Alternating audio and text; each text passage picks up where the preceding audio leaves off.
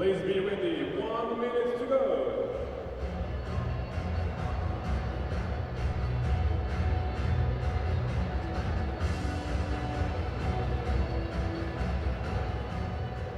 Dear Judo friends, on behalf of the International Judo Federation of Mexico, and from all our sponsors, welcome to the final block of Cancun Grand Prix 2017, Mexico.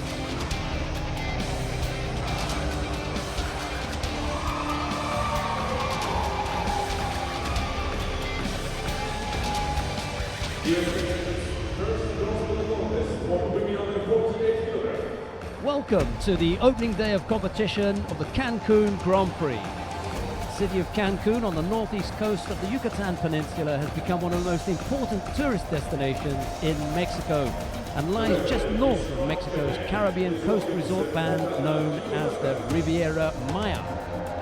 Today's final block features all the medal matches in 5 weight categories. We're going to begin with the first of the bronze medal matches in the under 48 kilo category. That features Kimberly Renix of Great Britain. She's up against Caitlin Boysu of the United States of America. And I'm delighted to be joined by, and it's a very good afternoon, to Jean Shin. Good afternoon, Jean. Good afternoon, Sheldon. It's great to be here with you today as we go into the medal round of the Cancun Grand Prix. I'm really looking forward to seeing what surprises they bring us here today. Well, we're about to get underway, as I say, with the first of the bronze medal matches. And the referee in the middle for this one is Pada Hirotaka of Japan.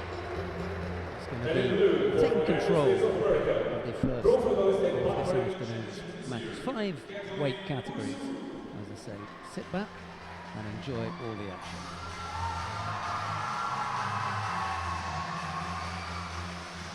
A few years ago, Caitlin Boysu hit the headlines when she became the Youth Olympic Games champion. Promised a lot. She's been working towards this for a long time. She's been injury prone, hasn't she? That's been a problem, really. Right. But she's coming back strong. Oh, strong. Oh, she ready to begin with right off the bat.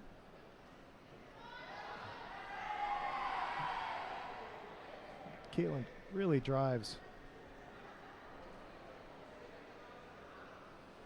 Something you've always got to watch for. She's got terrific work around the hips, very, very powerful. She gets in past your defense. Right, if she gets that wrapping grip. But Rennick's doing a good job of keeping her at a distance. See that little left-sided kind of, there's a shape for Tayatoshi or Sayatoshi that she threw in just there. When she's really sharp, she's going to bang people over with that. Right. But because she's been injury-prone, she never really gets that settled and that sharp to be able to turn in, bang, over you go at competition level. Maybe, in practice there she whips people over like that, but, we're stepping up a level here. But until then, she is a little vulnerable to that kind of Shimewaza counter that she almost got caught with. Oh, Uranage! Showing the shape of her former wrestling days at high school. Yeah, that's right. She did. She wrestled quite a bit. Used to beat up all the boys at high school. Yes, she did. I remember seeing a couple of videos, and they didn't look best pleased when they realized, first of all, that they had to find a girl, and then second of all, they got beaten by one. That's right. There she goes with that deep grip, trying to get around with a big hip throw. Rennick's able to step over.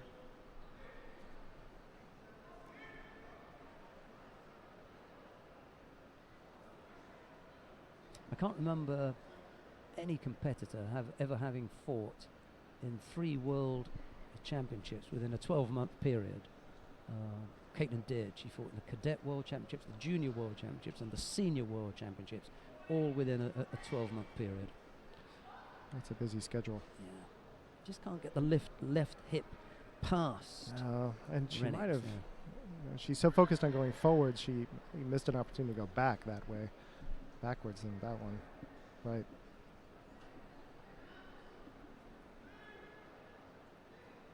Off the contest gone, no score as yet. Oh, nice. Renix is having difficulty getting a solid grasp.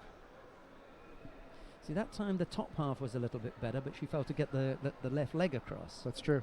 And here we go. Yes, Renix has the first Shido. Just a little bit off the pace. Okay, driving Ouchigari. Not quite able to connect the phases together for a score, I don't think. Renix looks a little shaken. Well, a couple of things. A bump to the head and then the fingers. She looked as though she was struggling with some kind of finger injury. Don't know whether there's a knee on the head perhaps as they went to ground. Possible.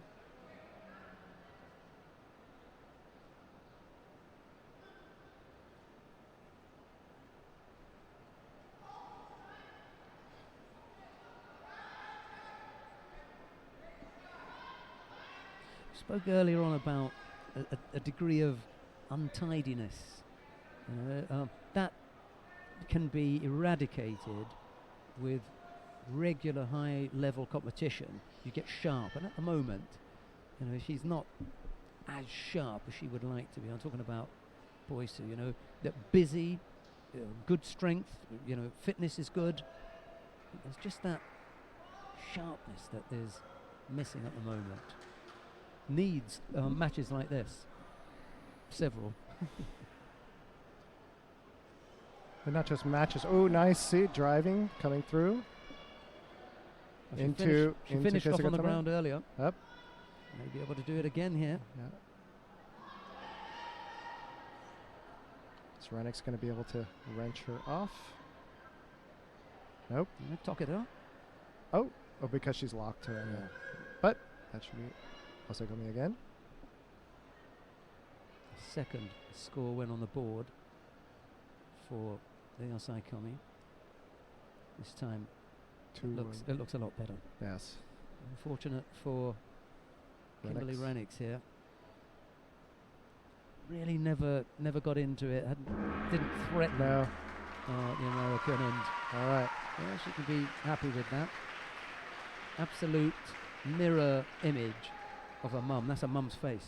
That's true. She looks just like her mum. A few years younger, but that's Mrs. Boysu all the way. That's true. So the first of the medals in this final block, and the opening day of competition goes to Caitlin Boysu of the United States of America.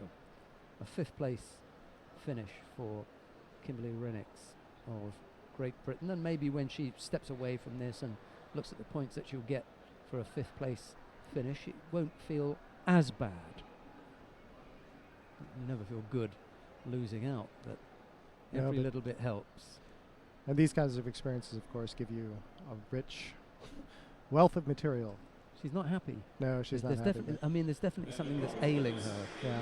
That clash of heads or something. Has left her feeling really uncomfortable. You saw that just at the end there. Right. That wasn't just the loss, and she's holding her head as she goes off as well. Is Renix? So it was nothing serious.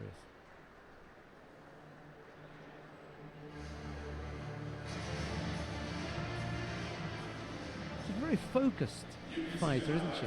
Yeah, Caitlin's always had a marvelous focus and a tremendous drive as she goes into competition. She never gets rattled or frustrated. She just comes in and goes to work.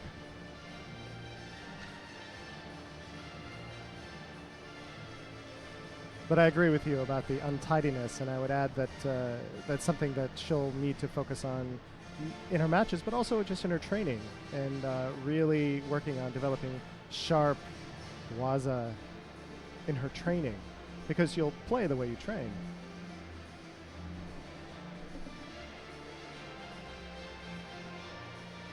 And when you're up against people who are equally focused, equally driven, equally intense, technique makes a huge difference.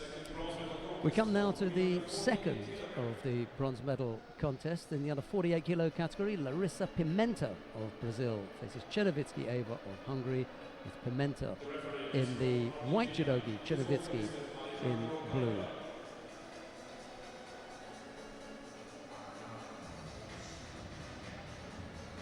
Alejandro Caida of Argentina is taking control of this one. This is a big ask for the young 18-year-old from Brazil to face the former bronze medalist from the Olympic Games in London in 2012, Chernovitsky Eva. Tough ask.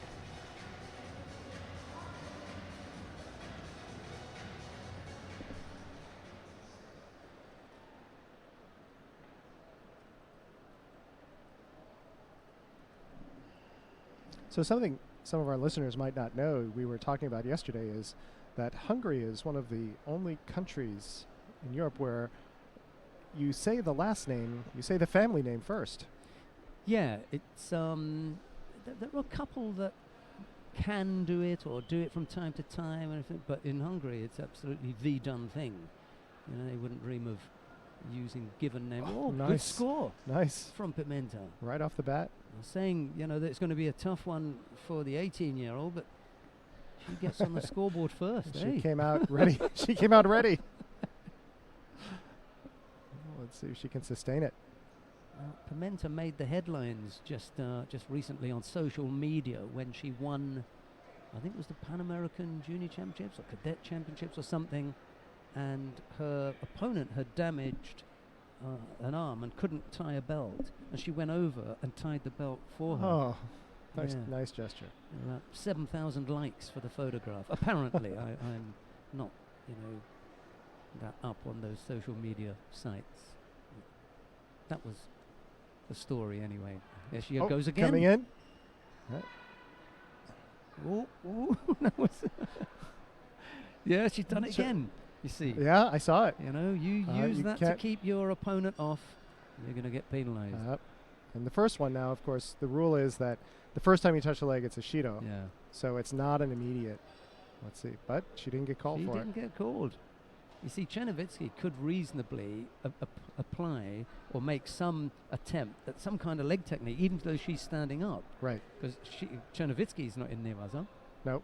Pimenta is on the ground, and until both get involved on the ground, then it's not. You Newaza. can still throw. Absolutely. Right. Yeah. So if you put your arm in there, right, you run the risk. She got away with that one. And I'm not saying she should have been called for it, but if there's a rule, then you know you look to apply the rules. 2:20 odd left to go. Single score on the board. Pimenta got on the board early. She's a very youthful-looking 18-year-old as well. Got really childlike face. Didn't get the feet across. Was nowhere near. And again, there she's got she a hand goes. involved. Up, yep. And Chernovitsky went in for the Osoro. And is on the board. Yeah, I got it. Yeah, she got on the board. Why are they stopping? Oh, maybe they're going to call her? Well, they could have allowed that to continue. They didn't have to stop it to give the penalty. They could have allowed the Newaza to continue. And Chernovitsky was well on her way to an armbar. When they got up, then they could have penalized. Yep, and there it is. Very clear. Yeah, that one was really blatant. And now they call it. Yep, they called it. So she got a pass Shido. the first time. Right. So she's going to have to watch that.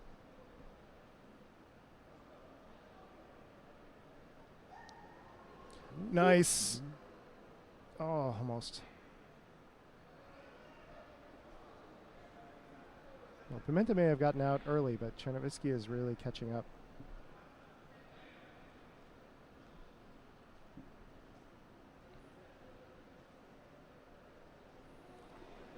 Nice effort again.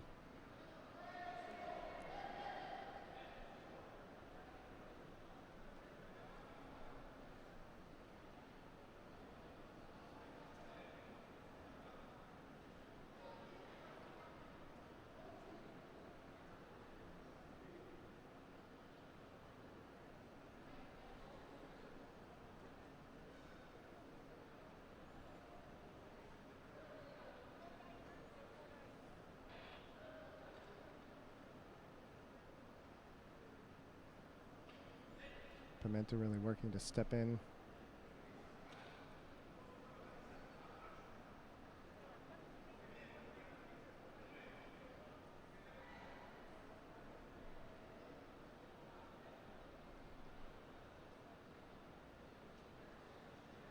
Nice, Ouchi. Very nice.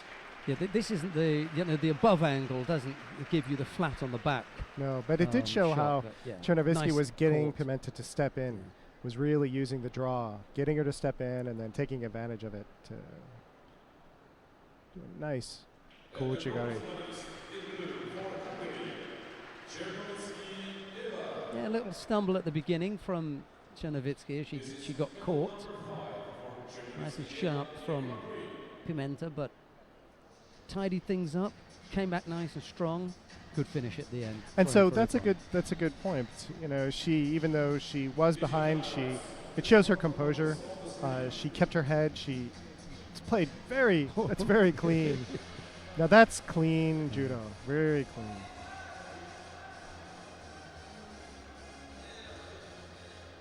Slightly further away is going to give us the reaction from, it's the pull to which Pimenta reacts. She immediately pulls herself back when she feels the pull forward. And you see that the top half of the body go away. Right. And that's leaning in the direction Right. in which Chernovitsky wants to take her. It's really nicely set up. Nicely set up, nicely executed.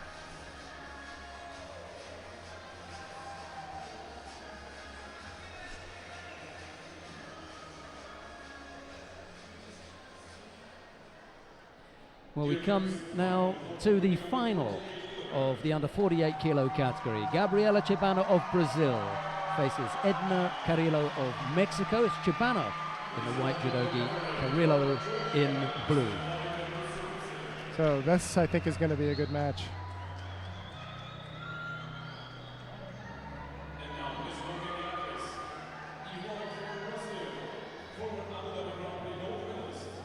Vladimir Mitsubidze taking control of the match. He was our breakfast partner, wasn't he? Breakfast partner this morning. Okay, Mexico's really happy to see one of their own. Yeah, there's a big cheer from the home crowd as they get a shot at a gold medal. But Chibana, well, I suppose she would go in for me as the favourite. Carrillo, however, may upset that. That's true. We've seen we've been surprised a couple of times today.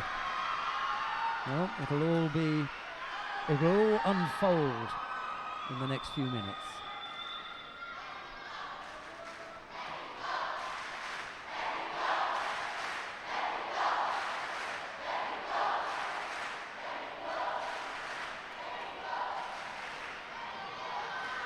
It's always nice when the host nation at any event medals, especially on the opening day. That sets the tone for things.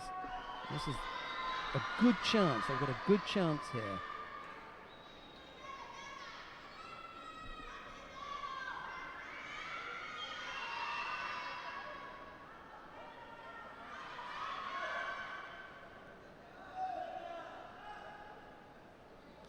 Nice.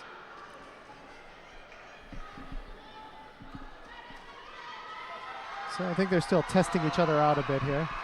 But even though Carrillo has Chibana reaching, I've given the edge to Chibana at this point.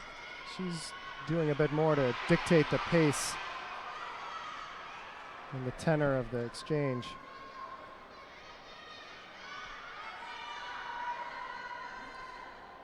Carrillo is ranked higher. Is she? Yeah, than Chibana by about 20 places as well. But it's been a tricky time for Gabriela Chibana because she's not the only Brazilian in that weight category. You know, there's some pretty good ones. Menezes has cleaned out. She's gone up. Koyama. Stephanie Koyama. Chibana draws the penalty. And then Natalia Brigida. So there are a few in there ahead of Gabriela Chibana, but still go with the Brazilian, despite the fact that Carrillo's at home.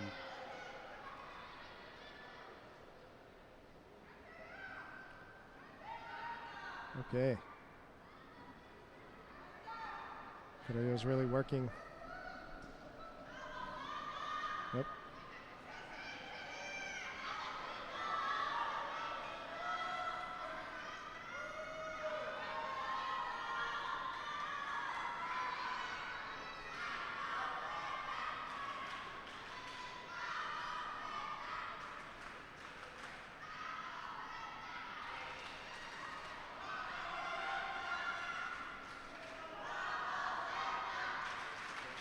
Chibana's really pressing Carrillo. Carrillo's trying everything she can to disrupt Chibana's kumikata, but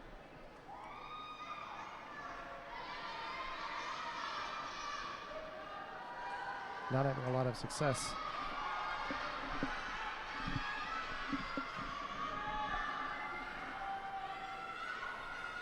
A minute and a half left to go. Single Shido against the Brazilian Chibana. He tries to come forward and secure a grip. And I think it's Carrillo who's going to get caught for slapping the hands away. It was, it was Chibana who was slapping the hands away. So that's two. The gripping, yeah. Now, the rule now is, again, that 3 Shidos That's right. is a Hansaku Make, so if Chibana gets called again, she'll be out. It's Carrillo who took the dive there as Chibana came forward. Didn't That's like the feel of that and decided to bail out. And Shidos can no longer decide the winner in regulation time. There has to be a technical score.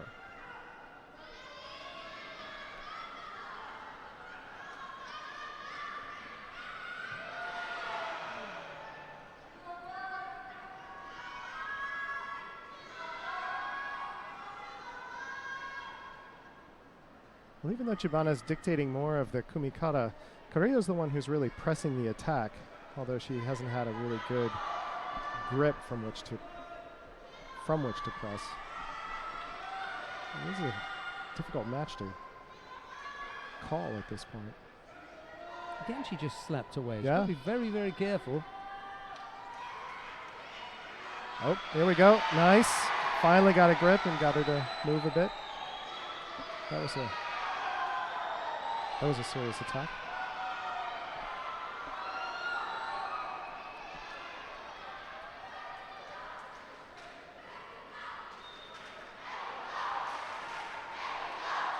"20 seconds left.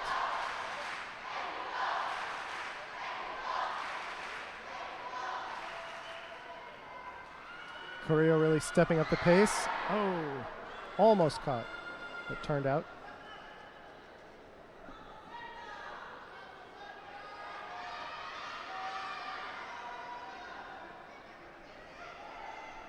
"7 seconds. Kind of Chibana rushed to driving there and, hard. yeah. So no positive score in normal time. So we're going to have a period of golden score here. And the first one to get a score on the board will win, or should Chibana pick up a penalty, she will lose. Carrillo still can afford to burn one penalty.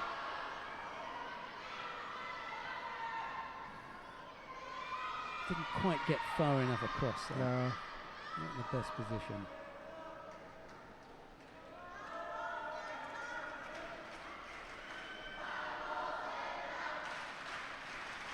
Oh, nice. That did it. That was enough. That was Nice. enough. Yeah. Bit of a shocker for the home crowd, but there's no getting away from it. Nope. Carrillo drove in. Chibana took it, turned it. It was nice. It was well done.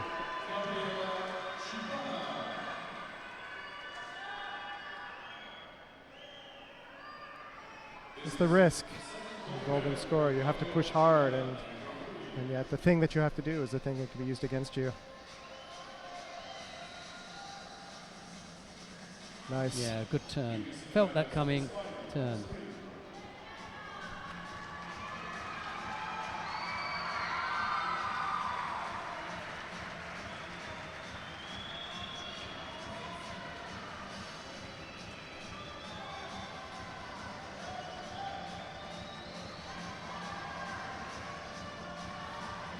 Some of the youngsters who've come in for a competition that's going to take place immediately after we've wrapped things up here. They've got their own little event going on. That might be nice. Come on the big stage, why not? Right, we've got the first of the bronze medal contest in the under 60 kilo category. Adonis Diaz of the United States of America faces Ashley McKenzie of Great Britain. It's Diaz in the white judogi, McKenzie in blue.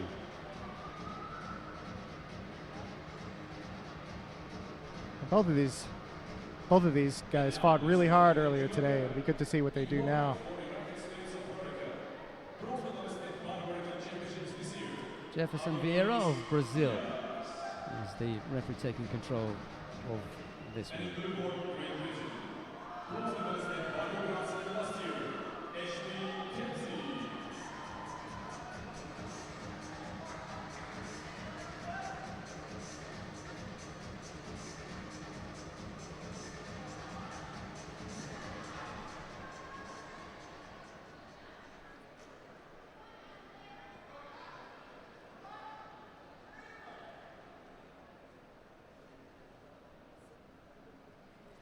Ashley McKenzie's the more experienced of the two fighters. Adonis Diaz is up-and-coming youngster, making his way on the international circuit, senior international circuit, that is. I remember seeing him as a junior. He was around at the same time as Francisco Garrigos. And Garrigos took the gold medal in 2014, I think it was, at the Junior World Championships in Fort Lauderdale. We mentioned that earlier, yeah. Well, that's a nice! Sewanage Ippon. Well, for me, yeah, he turned out of it. Well, the landing is away from Jefferson Vieira. It's away from the referee, so he hasn't got the best view, and I think that's going to be downgraded to Rosari. See, he's just on that side. We got it a little bit, and we could see that he went down on his side. Right. But from that angle, it did look more from on his back. Yeah. So let's see if it. Oh, it did get waved off. Yeah, it did get. So we got a Wazari. And the other thing is, it is a team of three who are in control of the contest. You've got one in the middle, but you've got the two contest judges who've got a different view, and they immediately said, no, that's Wazari. So for me, I don't necessarily put that down as a mistake by the referee. But no, so I think it's where the system worked well, and where you get multiple views, you get a better overall judgment. So McKenzie leads, but no, they've where did the score for Diaz I'm not sure. come in there? Nothing as spectacular as what McKenzie did. No, he brought him down, and that last action, when we were just talking about the McKenzie score, that must have brought about the score for Diaz, a soft score given up there by McKenzie. And recalling that now there is no Yuko, so anything that would have been a Yuko before is now a Wazari. Yeah.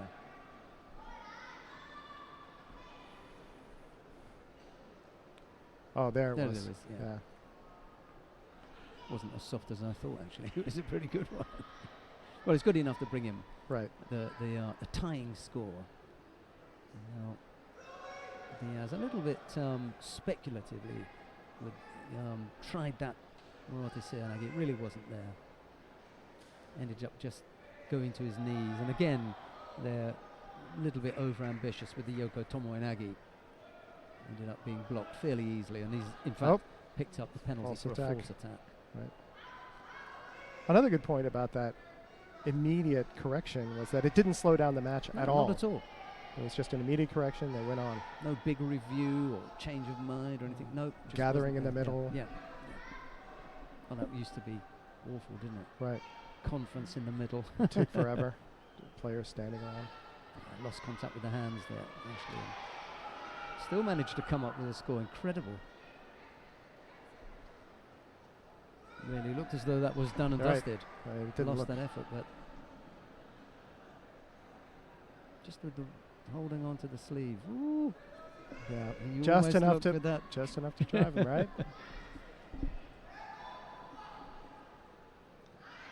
going again. This time he sat out.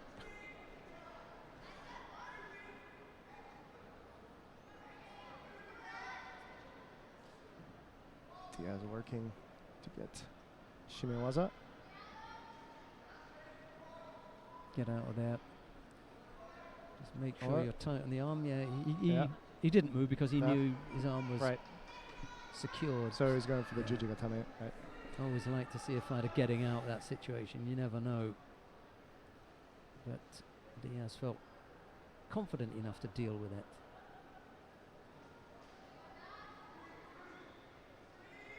So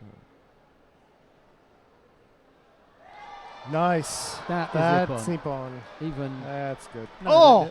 but it is for me. It's That done. was, It's he was done, flat yeah. on his back. Yeah, it is. It's There done. we goes. Yeah. And the panel called it. Yeah. So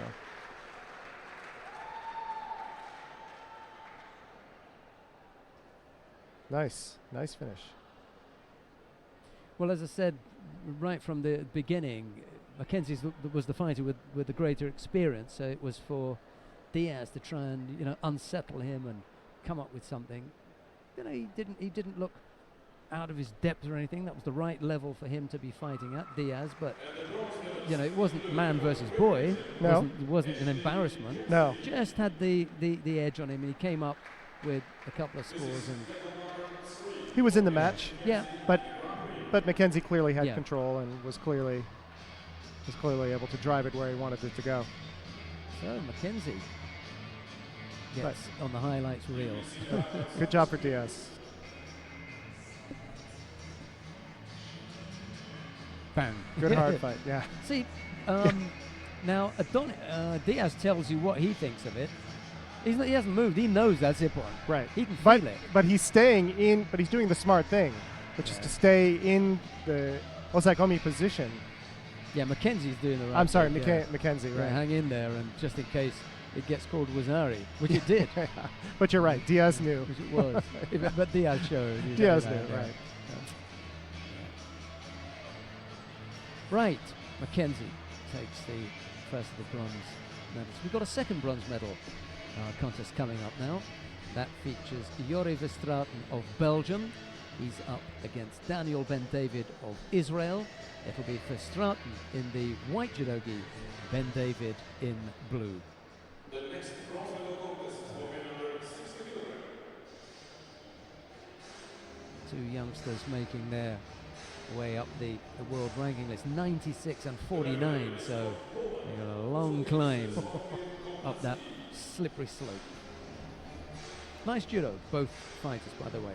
Sławomir Krenaszki of Poland is the referee in the middle for this one. And now, please welcome the athletes in white for Belgium. First time in the final Judo Grand-Prix, Jori Verstraeten.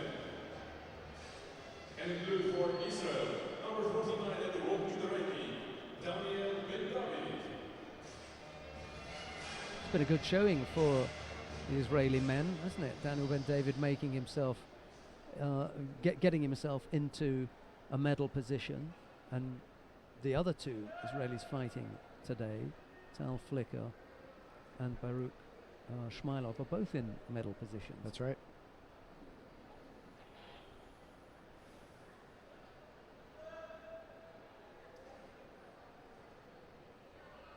And David really working to unsettle Verstraeten. Yeah, it's always annoying when someone's working away at your feet, and I don't mean kicks. That's one type of annoyance, but genuine little attempts, Right, at to- foot sweeps, because you really right. have to keep yourself. Say, hey, this guy knows some action. Was it here? I've got to be careful. You know. And it's amazing how It's unsettling. it's amazing how Yeah. powerful Ashiwaza is. These small motions can result in big falls.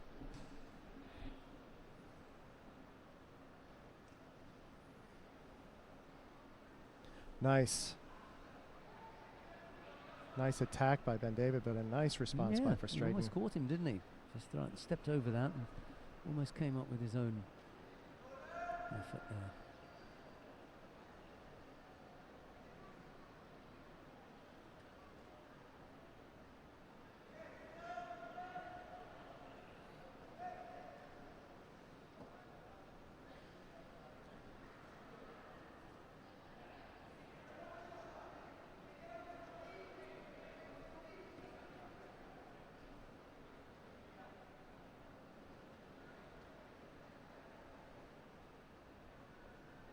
So Ben David's, he was working the feet earlier, and now he seems to be working the hands more. No one's been able to settle on a grip for any length of time. Oh, nice. See? Slipped the noose there.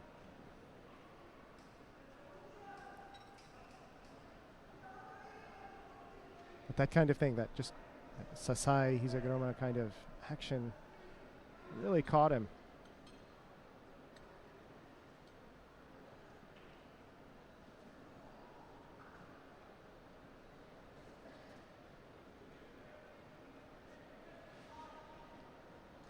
Previous incumbent in your chair would refer to these as slow burners.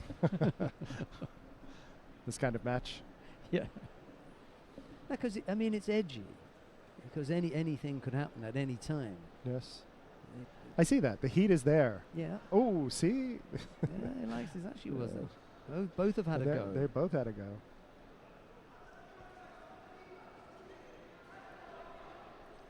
But one of the things that's making that Ashiwaza work is they both have really good.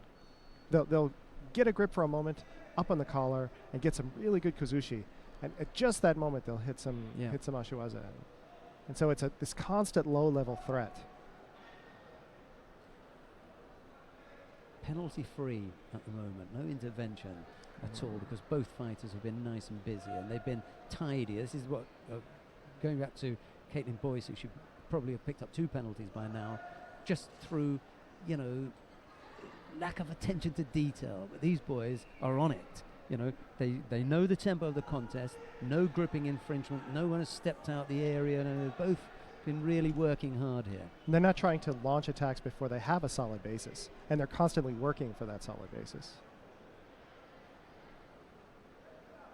Oh, here we go. Both of them have grips. Good.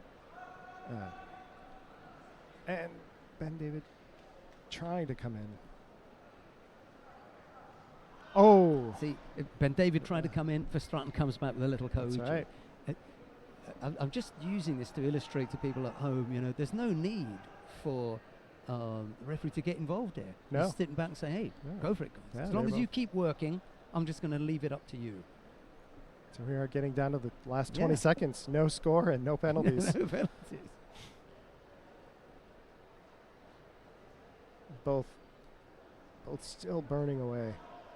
Oh, a chance for a turnover here. Just got to free the leg. No, lost the top half. Couldn't make up his mind whether to go for the Osai-waza or the Shimi-waza, and it was neither. Right. So Neither David one was able really to there. slip out of that, and it is going to be golden score. Absolutely finely balanced.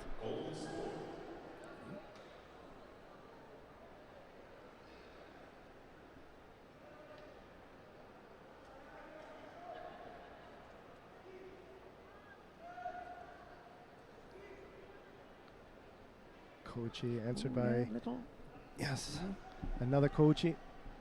just shaped with that Senagi top and put the Koichi in there. Nice and busy for Verstraeten. Oh yes, nice combination. Nice combination. Right-sided Ashiwaza and then left side Yoko Sotemi-waza. That's right. Very good. That was a top draw finish. Just kept knocking on the door, didn't he? You know? He wasn't slamming. And none of them were tap tap. Yes, none of them were frantic. Yeah. None of them were overplayed. Just good, solid workmanship. What a finish. Really nice. What a finish. From something that was just, you know, just meandering along, you know.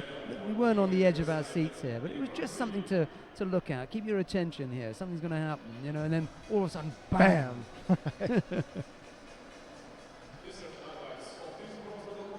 was a very, very good contest. Yeah, really nice. Little tap with the right leg. And look at that extension on the left Yeah, leg. Really clean. And he hadn't shown us anything like that. No, it was good. And the other thing I really like about it is the pressure with the head into the armpit. Yes. Right there. That's what really locked it. Well, they say when you throw your head in a certain direction, a lot of weight goes in that direction, Right. and The Stratton So, illustrated that just perfectly. really clean, right there. Can't argue with that one. No, you can't argue with that one, and you can't really feel bad about No, it no, getting no. thrown that way either, because it was just good. Top draw effort. It was just good.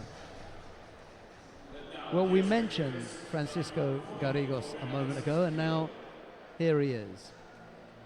Garrigos of Spain faces Felipe Pelim of Brazil. It'll be Garrigos in the white judogi, Pelim in blue. Garrigos has just had a solid day, but Pelim has surprised us a couple times. So this will be an interesting match to watch. He's a little bit of a conjurer, pulls things out of the hat from time to time. Let's see whether Frank Wolf is going to have to do refereeing or maybe judging of magic tricks from Pelim. You get a 10. Deadpan face from Frank Wolf there. He's quite a funny guy actually, but you wouldn't tell from that picture. He knows when to be funny.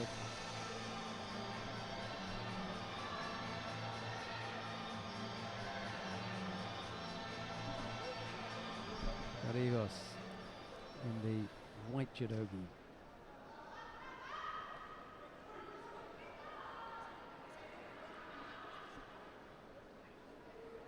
Ranked number 6 on the IJF World Ranking List.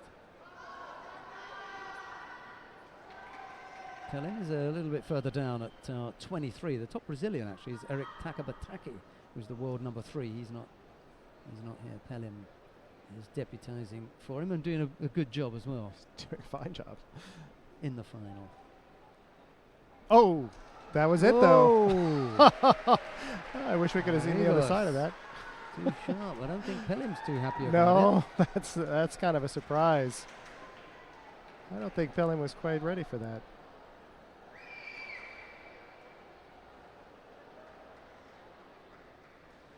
It's not as though Pelim was turned over onto his No. face. He was up, so Frank Wolf could see what was happening there. You'll see it in the replay. But he gave every indication, did Felipe Pelim, that he wasn't happy with where the choke had been applied.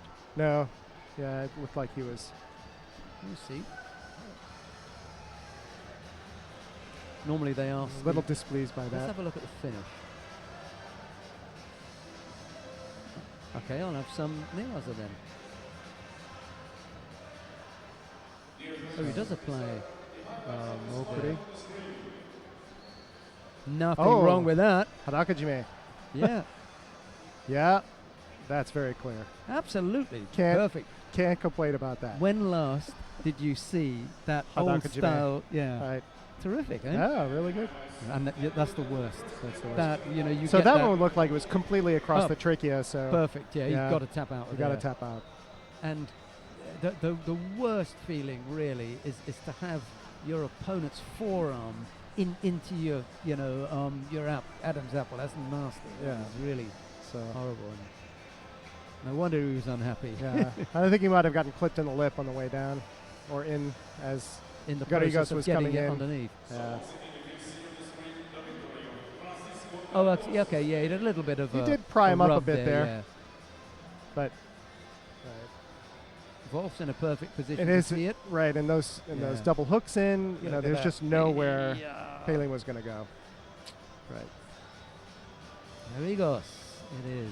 And so just to mention, even though Garrigos is Yeah. now stepping outside, because the action began inside and was a consistent transition, that's why this is a perfectly valid technique, even though they're totally outside of bounds. at the And moment. in the past, that would That been waved off. Would have waved off. Yeah.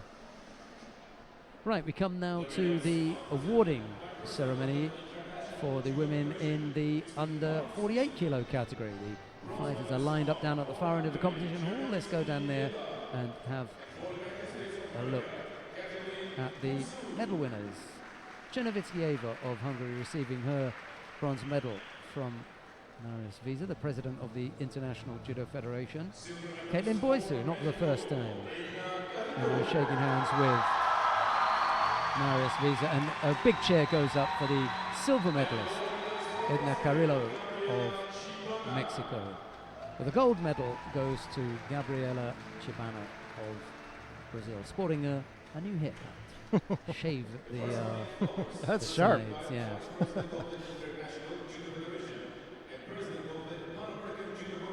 That was just a clean move.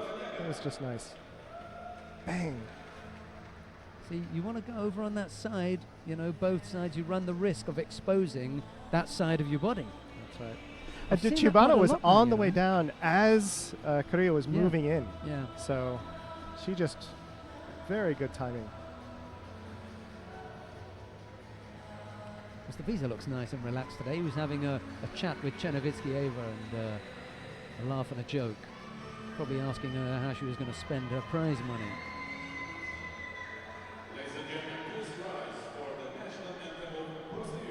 And now the national anthem of Brazil.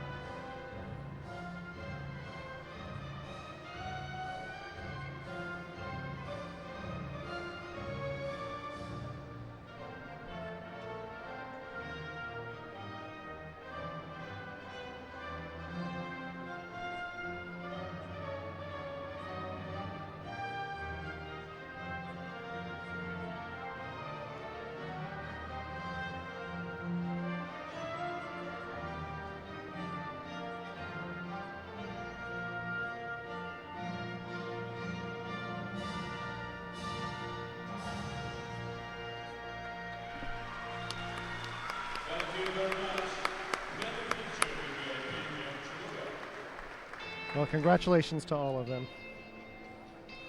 There's the winning quartet. Chernovitsky and boys who took bronze medals. Carrillo was the silver medalist, and it was Chibana who walked away with a gold.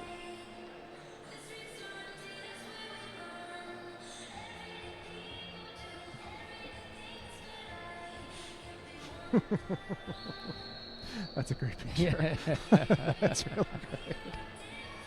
I was saying earlier, this is one of my favorite weight classes. And I just love watching the players at this.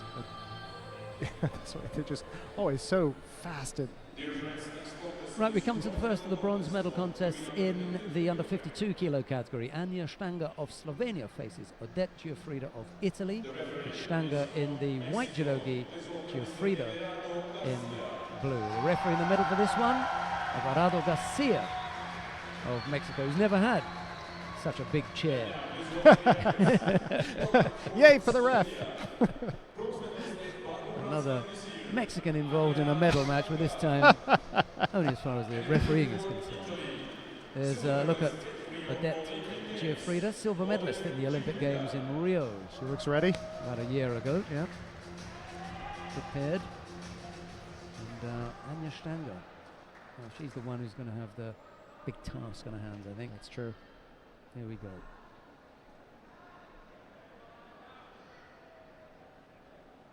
Stanger driving.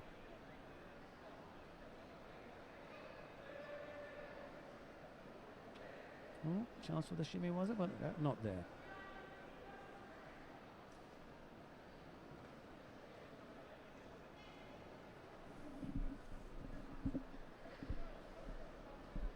Oh! Nice Dayashi. Not enough for the Wazari. Oh, here we go. Giuffrida's trying for the Shimiwaza. She's very close. I think she's going to get it.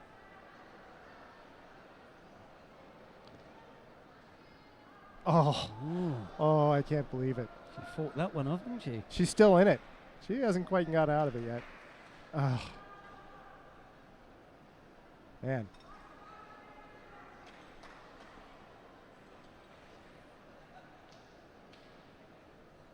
That was tight.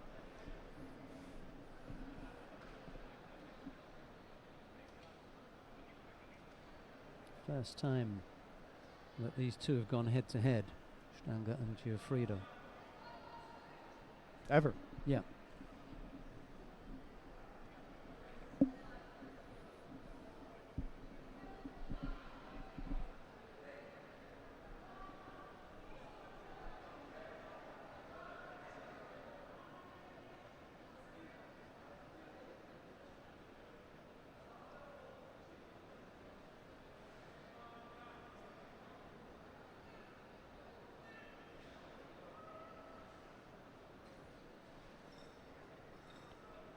Stanger's trying to get in here, but Giuffrida's just got a very strong position.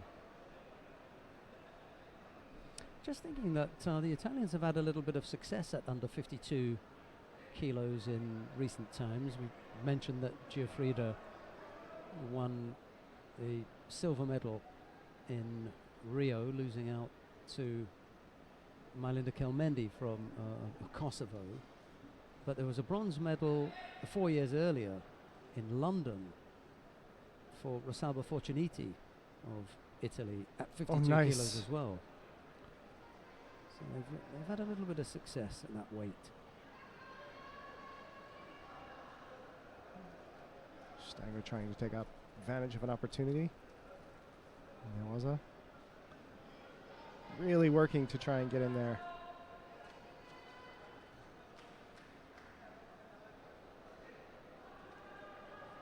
Not able to do it though.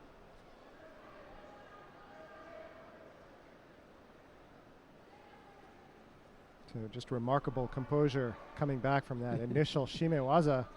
I thought she was going to be out.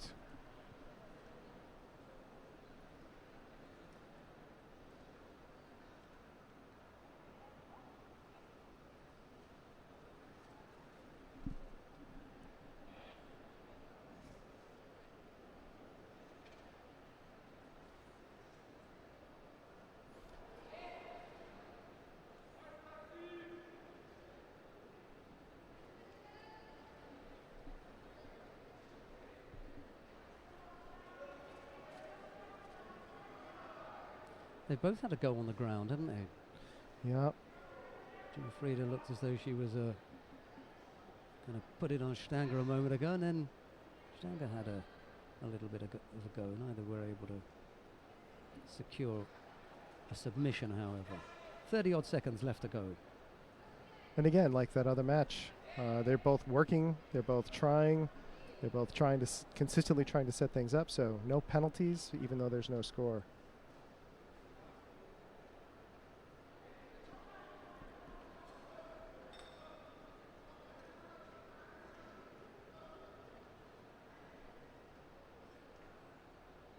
There hasn't been the constant low-level threat of Ashiwaza throughout this match, though. Not that we saw with not at all with Ben David and right. Oh well, okay, there it goes. As soon as you say it, then they start to do something. And oh, nice! There it is. Yeah. Oh, came in for looked like a Koichigari and got countered. Well, we saw her apply that Nidanko Sodokari before. That's right. Let's see if she takes the foot furthest away from her, and both. Right. We can have a look at that. She did earlier on, beautifully. And she may just have come up with. And then how many seconds were left? None. I didn't notice. Time, it was time expired. Time expired. Just as the gong was going, she was going over. This is medal number 6 for Odette Giuffrida in the Grand Prix.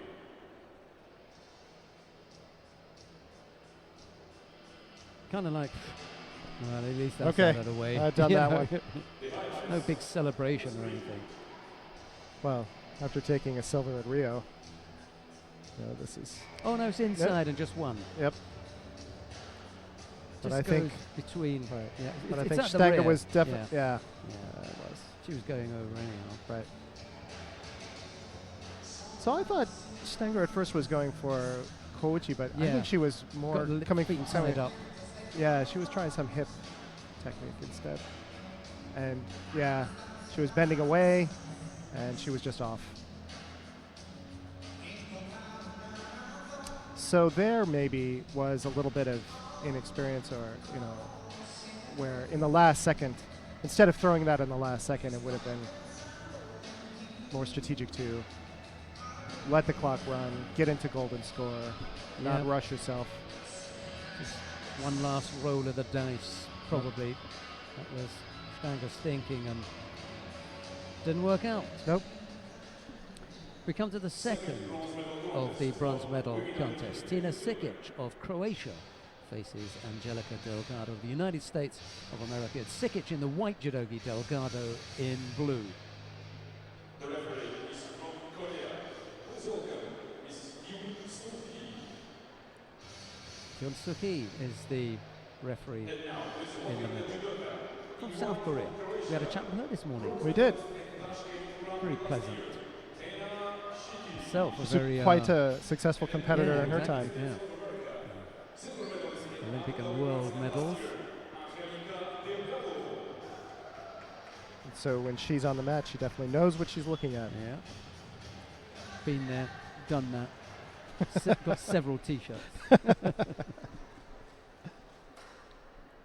Tina Sikic is an interesting character. For me, she's got the shape and build of a 57-kilo fighter.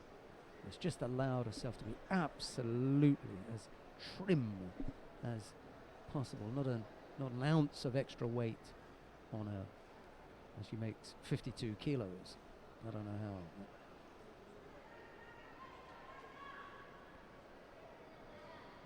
But Delgado's doing a good job of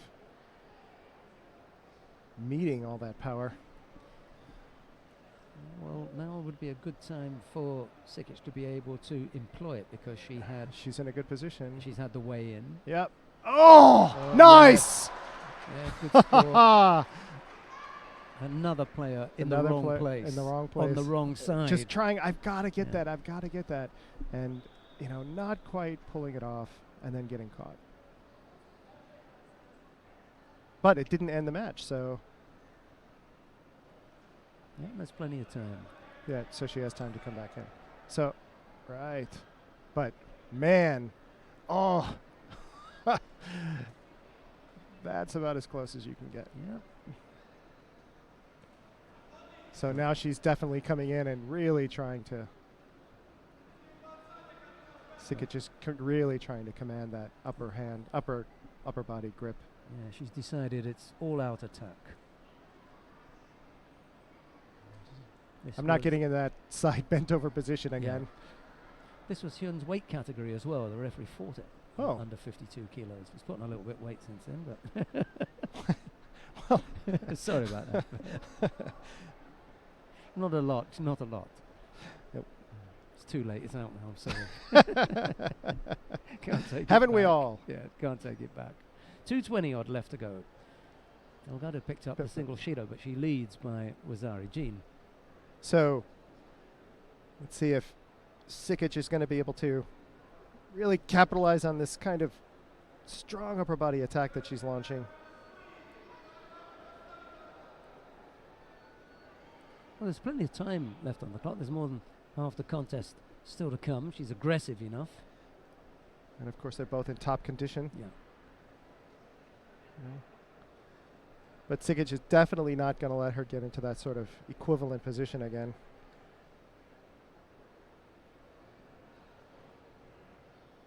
See, Delgado was trying, and Sikic was just not having it.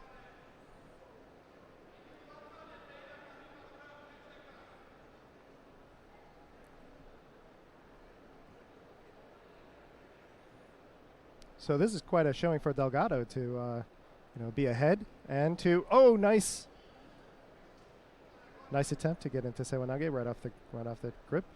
Well, Sikic is a slightly awkward fight. I know there doesn't appear to be that height difference, but she's a bit taller. They took away the second penalty. I think she was going to call it for false attack, but they've got nice long limbs. An ineffective attack is not the same thing as a Yeah. Oh, nice! Yeah, failed is different from false. Right.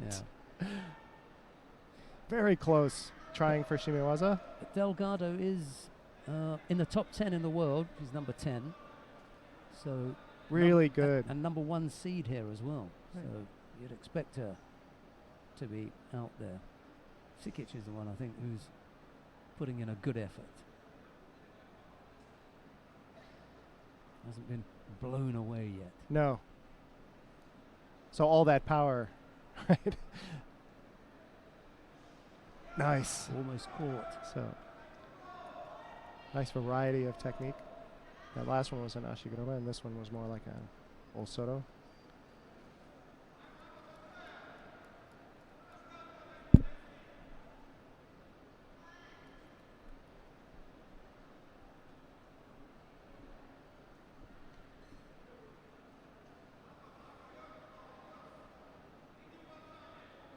Time running out here for Sikic. She's got to take control of that right arm from Delgado. That's getting in the way all the time. Got to get past that. Oh. Oh. Couldn't quite see what that was. Wasn't very clever. Did she just drop? Yep. Yep. Yeah. Second Shido. 19 seconds. Delgado's got to keep the attack. Kosoto would have been a good effort there. Just had her going in that direction. Sikic is still definitely pressing. No time left, I'm afraid. Oh, almost. Trying right up to the end. Well, she gave it her best shot, did Tina Sikic, but the number one seed here, Angelica Delgado, is able to come away with some degree of compensation. She picks up a bronze medal, and had she not been number one seed, then she probably would have been really pleased with coming to a Grand Prix and picking up a bronze medal. But she's now earning those places, number one seed, and expected to finish on the podium, which she does. She does a good job. She ends up with a bronze medal. And there was a good, strong showing at the end. Yeah. So an interesting difference between these two matches. The difference between Delgado's last attack at the bell versus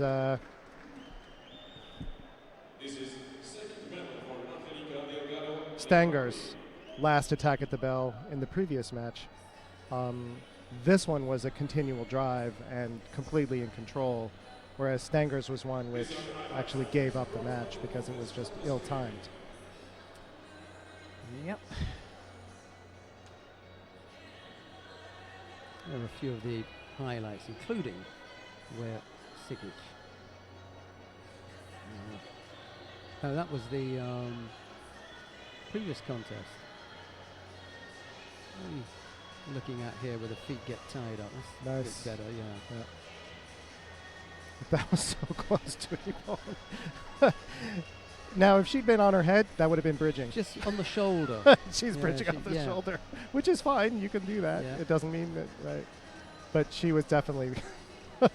But okay, but that doesn't count as a bridge because it wasn't off the head, Off the head, exactly.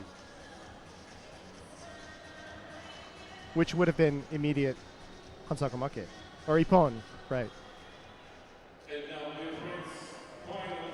Now the final of the under 52 kilo category, Luz Olvera of Mexico faces Sarah Menezes of Brazil. It's Olvera in the white judogi, Menezes in blue.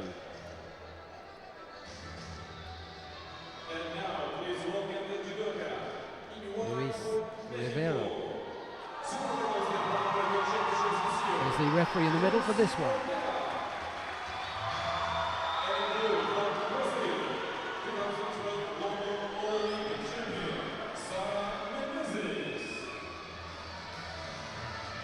Well, it hasn't taken Menezes long to get used to her new weight category. She's up there at under 52 kilos now. And here she is in the final of the Grand Prix.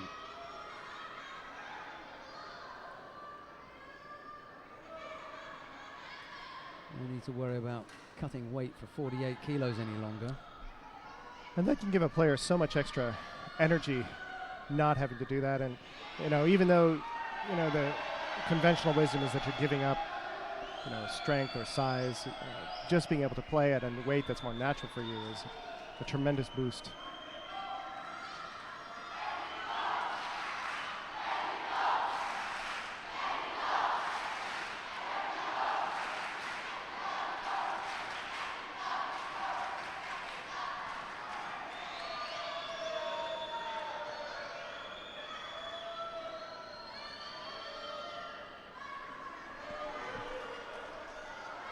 Starting off really dynamically.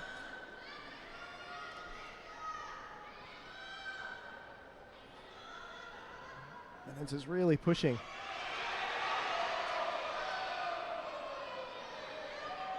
Second Sewanage attempt. Not really dislodging Olvera very much.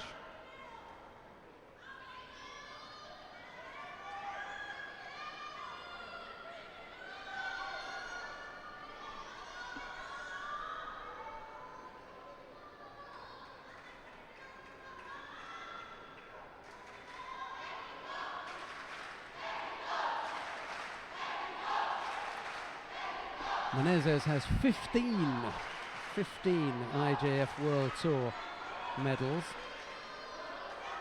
None of them are at 52 kilos, however. Oh boy! Oh, no.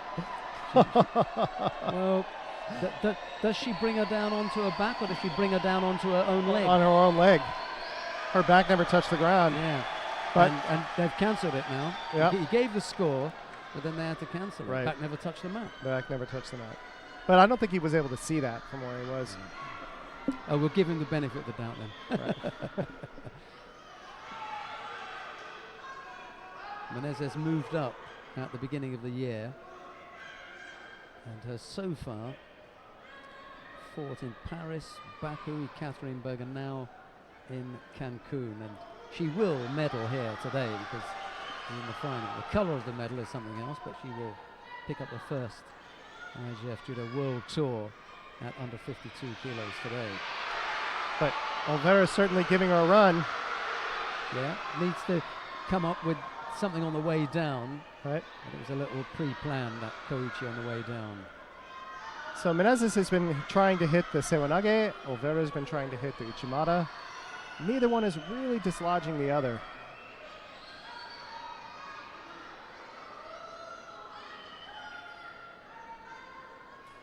But now that they've established that, let's see what they do. Okay, another Sewanage.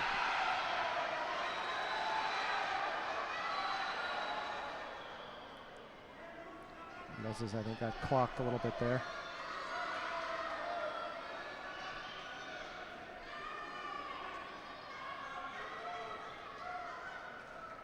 So one thing, I wonder if it's throwing Menezes off a little bit, is where Sewanage is used to lighter players, and it's clearly not working on Olvera. False attack? Yeah. But I'm not sure. I think she's really trying. I just don't think she's succeeding. Yeah, we were talking about the interpretation of force and fail. And I think it's almost as though when it fails so badly, you pick up. You got to be kidding. What are you trying to do? I mean, yeah, exactly. But referees aren't supposed to editorialize. Exactly, yeah. I'm So just saying, she's- yeah. it's so bad, I'm going to have to give you a false attack penalty. Yeah. Another good Uchimata effort. by the Another way. good Uchimata. After an exchange of Ashiwaza. This is a terrific effort from Olvera.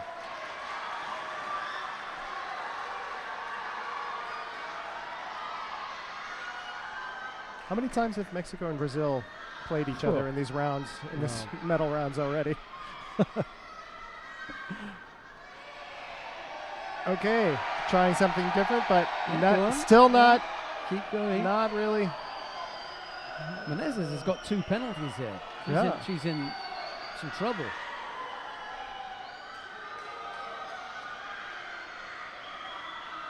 Oh, she's finger might have gotten jammed or dislodged, disjointed. Yep. Okay. Only 2 places separate Menezes and Olvera. Olvera at 38, Menezes at 36. Uchimata again, Ken Uchimata, but Not enough Yeah, pull. counter. Oh, Soto! Oh, Soto, Soto! Oh, not enough.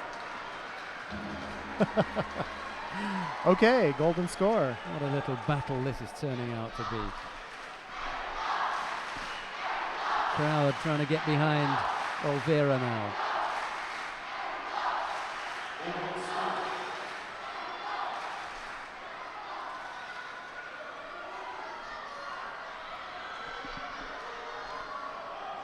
Now, if Menezes gets another Shido, she's done. But Oliveira could get 2 and still be in the contest. That's right. Single score would do it. The roof will come off this stadium if Oliveira is the one to score. Oh, here we go. Oh. Oh. Who's going to get it? No, but, oh, yeah, they're going to come up with it. Yeah.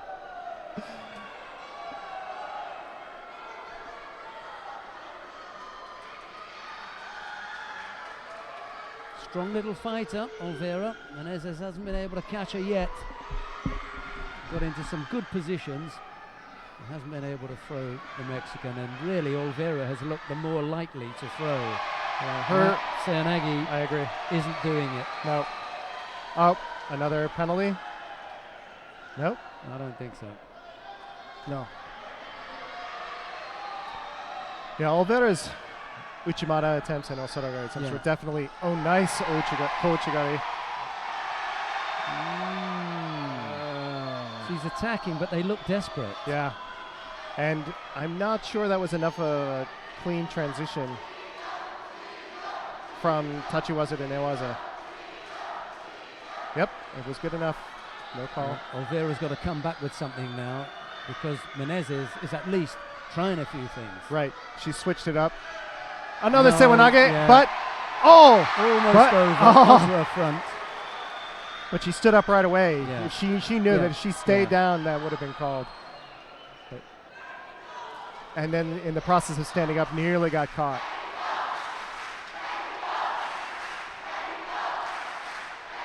That's got to be a huge boost for Oliveira. With a great home crowd. Oh, it's all over, and the crowd know it. They're all referees now.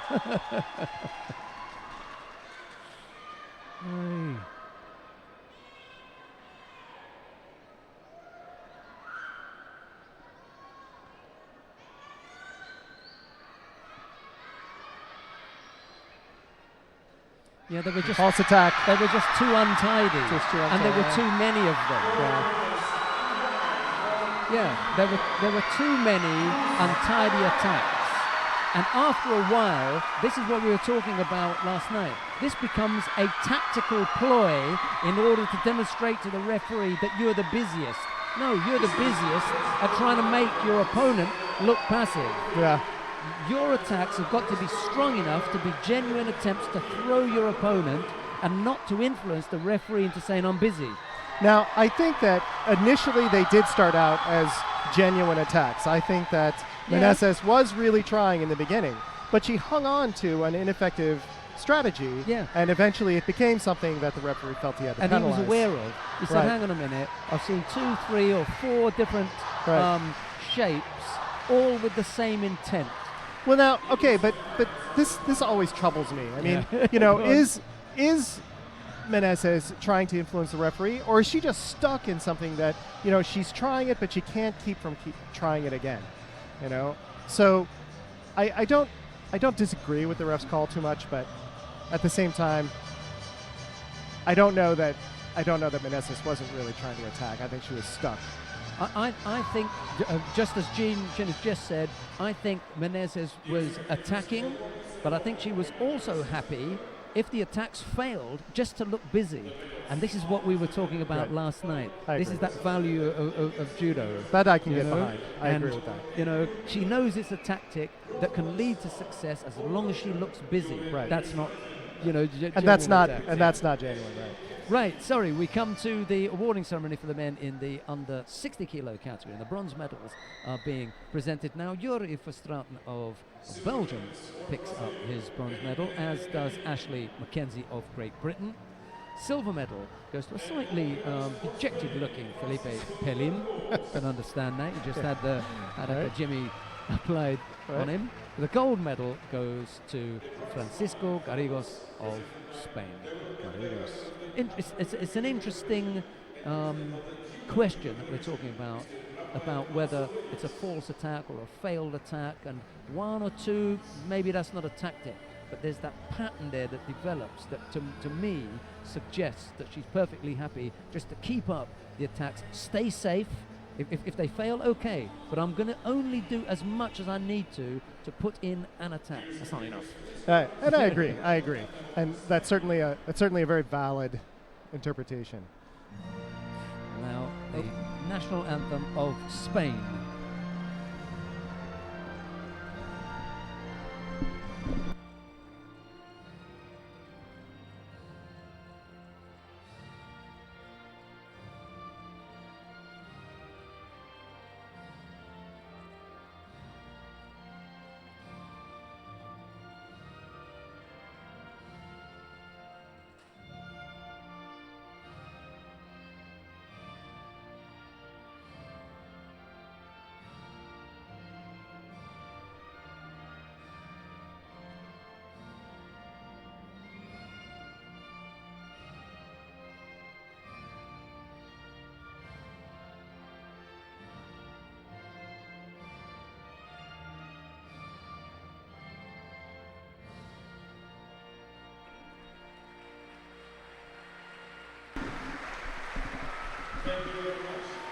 Well, he came into the competition as First seed. Yeah, number 1 seed, and he's ended up doing the business, as they say.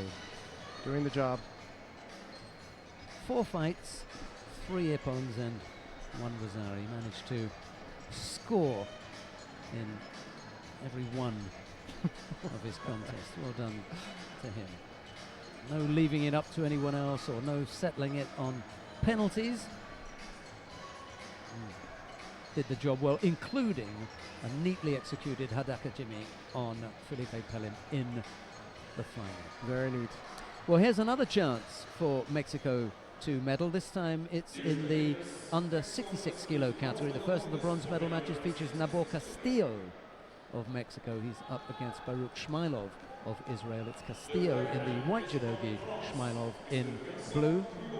And the referee in the middle for this one is Vincent Dreux of France. Gene.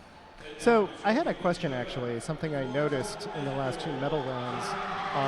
Both the players from Brazil saluted while the national anthem was being played, even though this last one was for Spain. Is that just... They're both in the armed services. Ah. So okay. as soldiers, they salute their own flag and that of another flag when the anthem is being played. I know that because I've asked them. Ah, so that was Chibana and Pelin. Chibana and Pelin. Quite a few of the Brazilian team are either National Guardsmen or in the armed forces in some way. And I think Rafael da Silva, if I'm not mistaken, could be. No, a few of them. Is it just me or Castillo's pants a little short there? I don't know. Okay. Both fighters penalised for being a bit loose with the edge and wandering off. That's what should have happened earlier on, when only one fighter got penalised. Right. If they both wander off at the same Right, time, then they both penalise both of them. which Mr. Dreux did. And so that made sense. Yeah, that makes sense. Still could do just to keep his head up a little bit. Going for it. That wasn't a very good Tuanage. It's hard to do that without any hands. Shmailov, who we thought had a really good chance of being in the finals today, and then got caught. Oops. Accidental eye poke there. Shmailov checking to see if he's okay.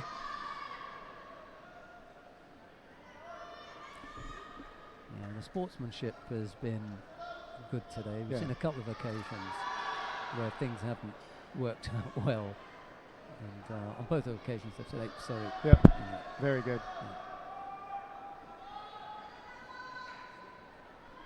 In fact, I think Shmylov was the last one we saw got poked in the eye really good. He was, that's right, yeah. He decided it's time for payback. But it wasn't against Castillo. Oh, nice! Oh, yes. Nice! Well caught. Okay. Really good. He thinks it's worth more. Oh, I thought it was an Ippon myself. He was on his back. And the crowd really, Ippon, of course. The only thing that may be worth looking at is to see how Shmylov was attempting to avoid going on his back. He may have bridged. Oh, no. We'll leave it at Wazari. Oh, wait. Wait. Okay. Referee listening to direction.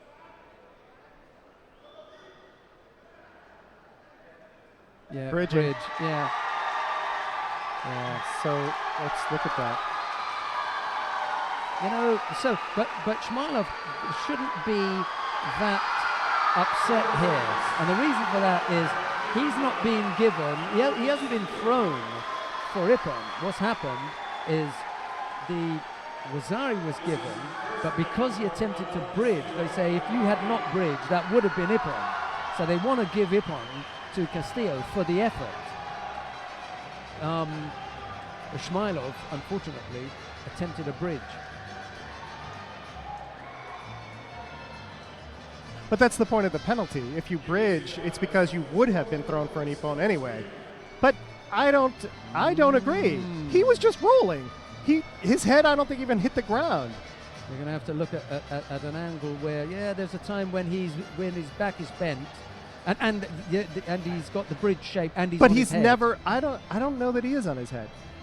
Yeah. Oh, he is. But it was on the side. Yeah. Oh, I think he was just rolling. Yeah, his head and his feet were never okay. But so the new rule with bridging is that you don't have to have your feet on the ground either. You could be bridging even though your feet are in the air. Yeah, absolutely. So and that's it's that bent over shape that gives you the indication that he's bridged. Right. Yeah. So and he was, as you say, he was in the process of rolling off. Right. But during the rolling off process, his head hit the ground. His head touched the ground. His head is at the ground. His back is bent as he attempts to avoid. Right. Having so that's within in the realm. Yeah.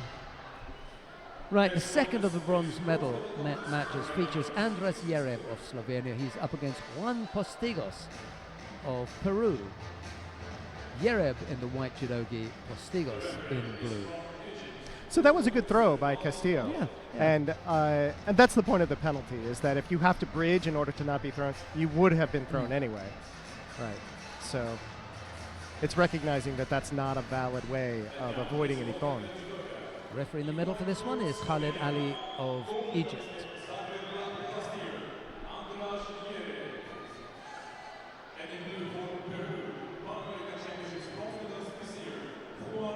Stanger from Slovenia hasn't changed out of her gi yet. She's rushed up to look at Andres Yerev, her teammate. And there'll be a lot more of that when the team event comes into play.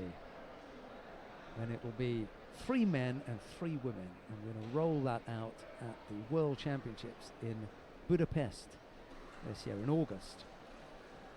We'll be looking at that for the first time.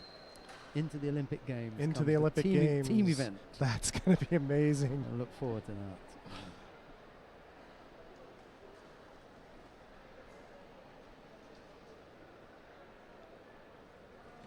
Oh, strong Koshi Garuma. But Yerev is able to just slip out of it.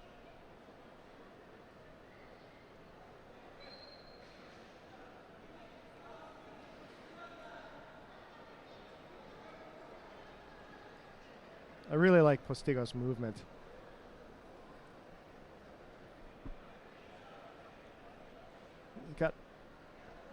Got so much energy, and he's just constantly coming in.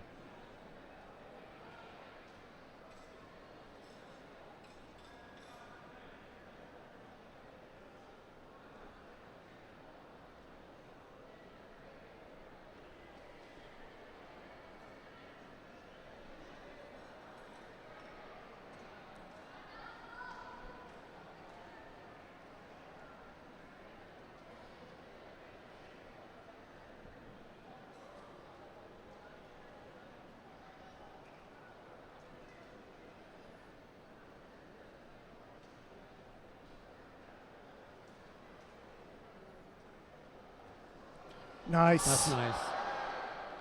Couldn't quite finish off though.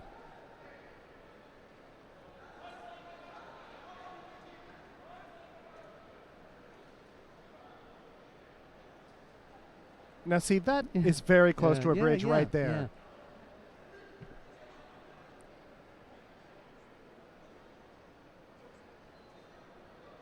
Oh, almost. Must First be interesting really, to see that again. first really solid Yeah. attack by Yereb.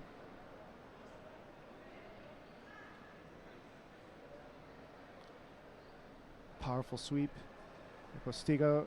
Yereb answers with it. Uchimata. Oh. Both men really working to open something up. So if that other match was a slow burn, this is more of a hot burn. These guys are more toe-to-toe.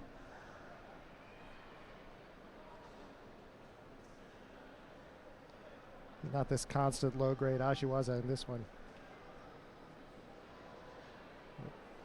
Come in. Ah, see. Okureashi. Nice variety of things, too.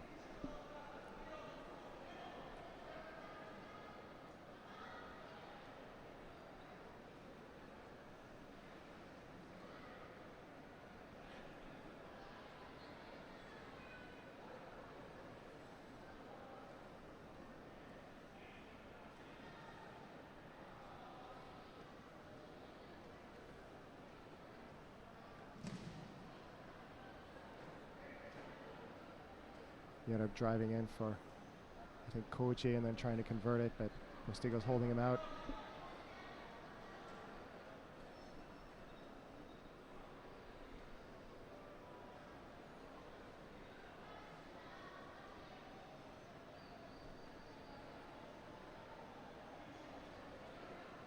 Something about the way this match is going, it's just so much tension generated in the upper body. Nice. Nice. Where does he put him this time? So he never brought his legs down, so only his shoulders touch the ground. Yeah. So how does that count? Is that a Wazari? Not enough. So look, he keeps his legs up. He kept his legs up, so his lower back never came down. Just the blades. So there's no Wazari there, even Yeah. though he was completely over. Yeah, and he's just got the shoulder blades up there. That's it. Nothing more than that. Oh, yes, he has given that him. should be. That's good. He has Okay. given him something. So Yereb now has Shido, and Postigos has the first Wazari. Despite Yereb's acrobatic or contortionist efforts. Really trying to levitate himself out of that. That was actually pretty clever. Yeah, well, that's one way of trying.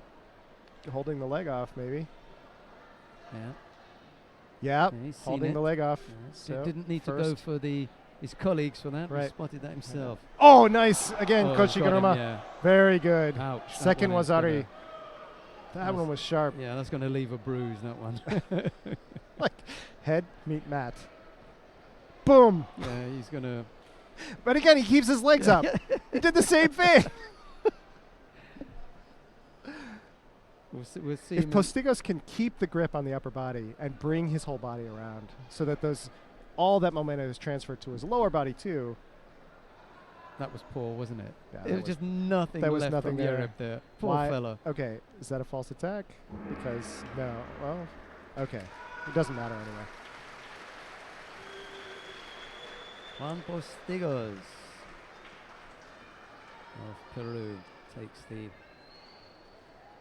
second of the bronze medals in the under 66 kilo category. That was a good piece of work. He set the pace. He kept it up. He dictated the rhythm. He came up with some exciting work as well. Despite Yereb's very innovative ways to Yeah, avoid he being said- thrown for Ippon. He certainly came up with a few, didn't he? And normally that would have eventually been an Ippon, but now, of course, Wazaris are no longer cumulative, so...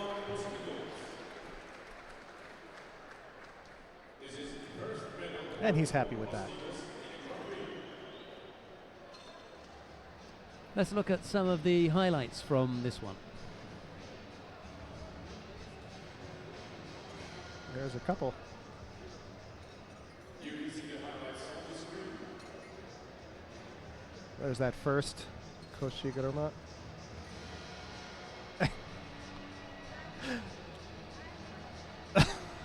Won't go, will he? I'm just going to keep my feet over on this side of my head. And I hold him up again. Because that's really all he's doing. That's all he's doing. It's really clever. His feet up in the air. You know, it's like, I'm going to hold him up. But, you know, there his whole spine was on the ground. That was different. That, you know. See, he's really holding himself up.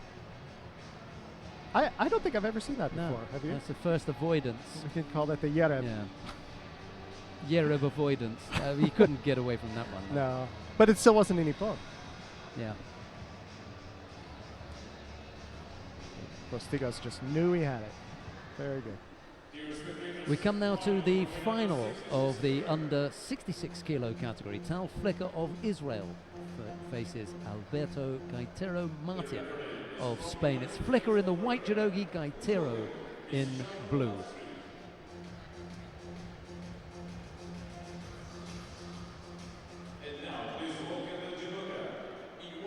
Sharon Last of the United States of America is the referee in the middle for this one. She gets a final. Yeah, that's great. Final of the Grand Prix. She's got to be pleased with herself. Yeah, that's great for Sharon. Old friend. Glad to see her getting there. I'm sure her husband Michael's very happy. Very well, though. Spain have got a chance for another gold medal. Tall order, though, fighting the world number Flicker. 4. Yeah, that is a tall order. Number 1 seed. And he's been very strong today. Yeah, he's looked comfortable, hasn't he? Very comfortable, very imperturbable.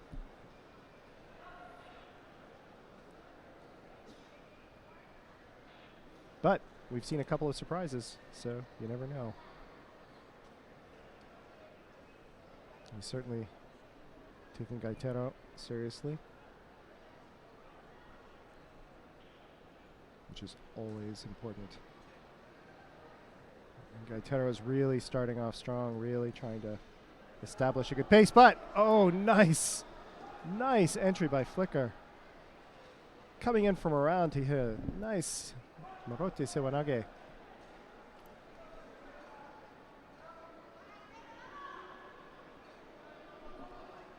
Not quite able to turn it, though.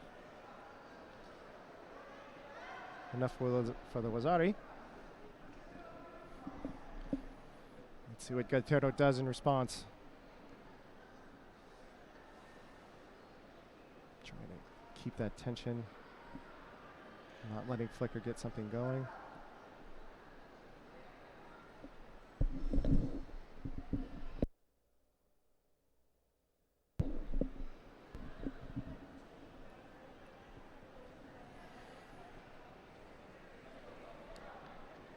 Flicker doesn't like the edge, so he switches places.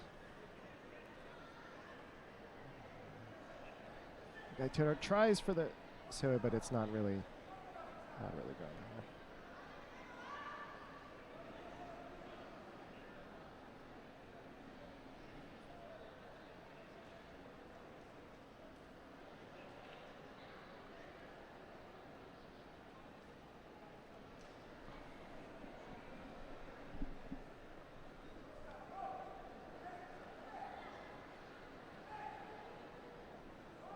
Oh, nice. Flicker again coming in and able to get the second Wazari and right into Keizagatame. And because the action started inside, it continues even though they're off.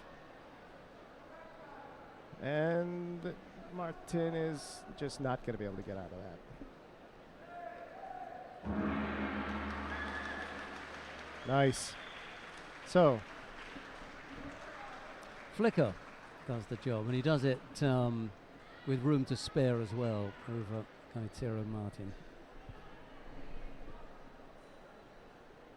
Shake of the head from the Spaniard. Couldn't come to the party on this occasion, I'm afraid. Flicker, number 1 seed, gold medal.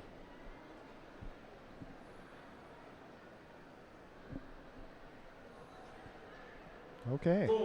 So Flicker wins the gold in the same vein in which he played all day. Just solid workmanship, really good, clean judo. First Grand Prix gold medal for Tal Flicker, surprising up there at number 4 in the world, that she'd have climbed those dizzy heights without having won a Grand Prix gold. Maybe he's won a Grand Slam. Who's got bothered about Grand Prix if you can win a Grand Slam? You know, experience is experience. Yeah.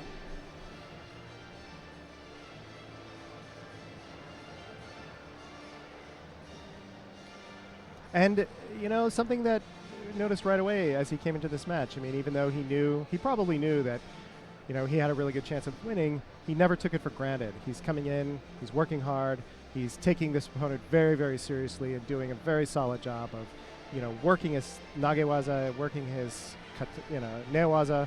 So that's the kind of thing that, you know, even though it's a Grand Prix instead of a Grand Slam, he's coming in and he's taking the whole tournament seriously. And that's the kind of thing that makes champions at any level. And he has indeed won a Grand Slam before. Just happens to be his first Grand Prix gold medal. Right, we've got the awarding ceremony for the women in the under 52 kilo category taking place now. The bronze medals are presented first of all to Angelica Delgado of the United States of America, and then to Odette Giuffrida of Italy, silver medalist, for Sara Menezes of Brazil. But the gold medal goes to Luz Olvera of Mexico. What a thing. Opening day gold medal for the host nation. And the crowd loves it.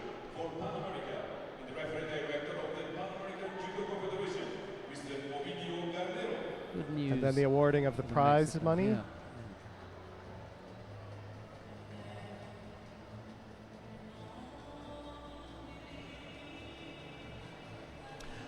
So this is something that is new to me too, the idea of prize money in competitions. But these athletes are spending so much time and expending so many resources to this, that this is the kind of thing that helps them continue to train and continue to work. It's not as though they're going off and buying houses with these funds. Not this quite, is something yeah. this is something that enables them to continue pursuing something to which they've dedicated their lives. Might be able to meet your mortgage payment at the end of the month. I don't think they're into house buying yet. No. You're quite right. Down payment on a car, maybe. Some of the young girls, they've been telling me that's what they've been aiming for. Now, the national anthem of Mexico.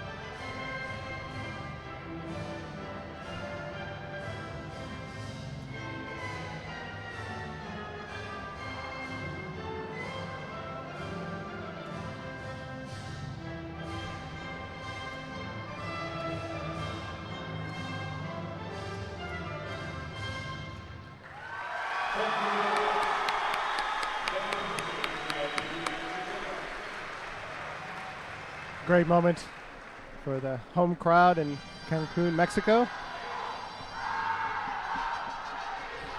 Delgado and Giuffrida were the bronze medalists. Menezes took the silver. Olvera the gold. There you go.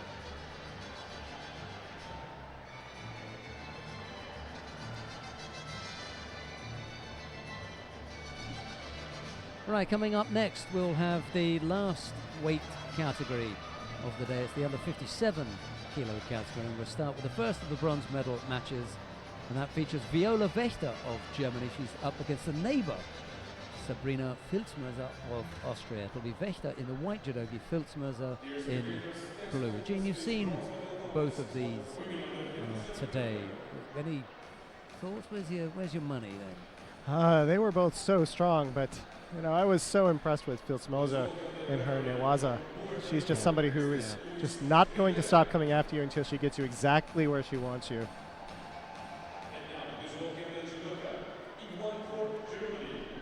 Luis Rivera taking control. I think it was the second time we've seen him today in the finals. What do you think, Wächter or Filzmöser? I think standing-wise, Viola Wächter is a bigger danger.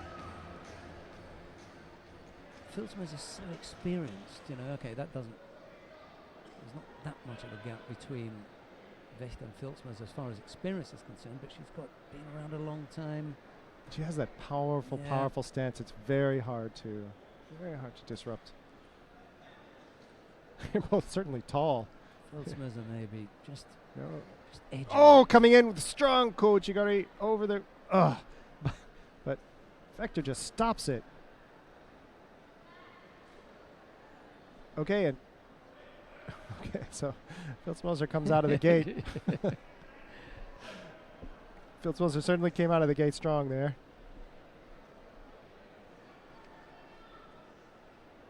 But Wächter not giving an inch. Klaus-Peter Stolberg is the coach in the chair for Filzmöser. Nice to see him coaching here. Tomonage, but not going anywhere.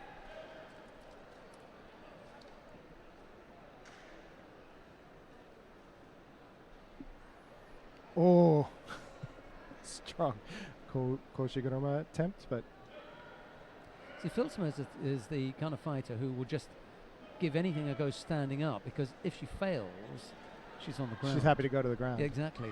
But what happens if she meets a strong counter player? Well, even the Japanese don't like mixing it on the ground with her. Oh, nice effort. But the counter, coming in and countering that initial throw. Oh, sorry, yeah, beg your pardon, yeah. No? Maybe she's got some. So who do you know in under 57 who might be able to do that? As a counter thrower? Right. Well, let's have a look at the Tachiwaza efforts from Filzmöser. Look at, how do you counter that? Yeah, that's true. That one you wouldn't have been able to counter. But the earlier ones, Wächter stopped her, but didn't really try to counter her. She was like a wall, but she didn't do anything with it. See, now here Wächter has a strong grip and coming in for Uchimata and just trying to drive it. Oh, but Filzmöser tries for the Uranage, but doesn't quite turn it.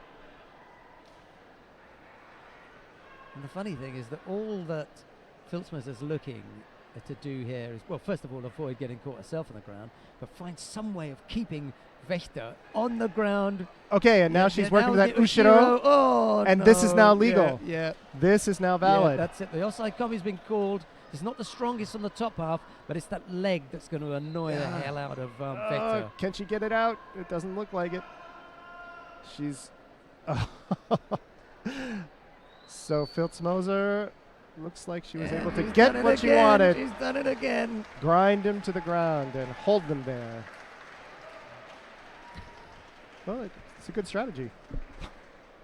You do what you do best. You do what you do best. But again, I think that, if we look at a couple of those, especially that first exchange, where Filzmöser was able to come in with that strong Kouchigari while coming over the shoulder, a strong counter player might have been able to convert that, because she was completely open and upright and helpless.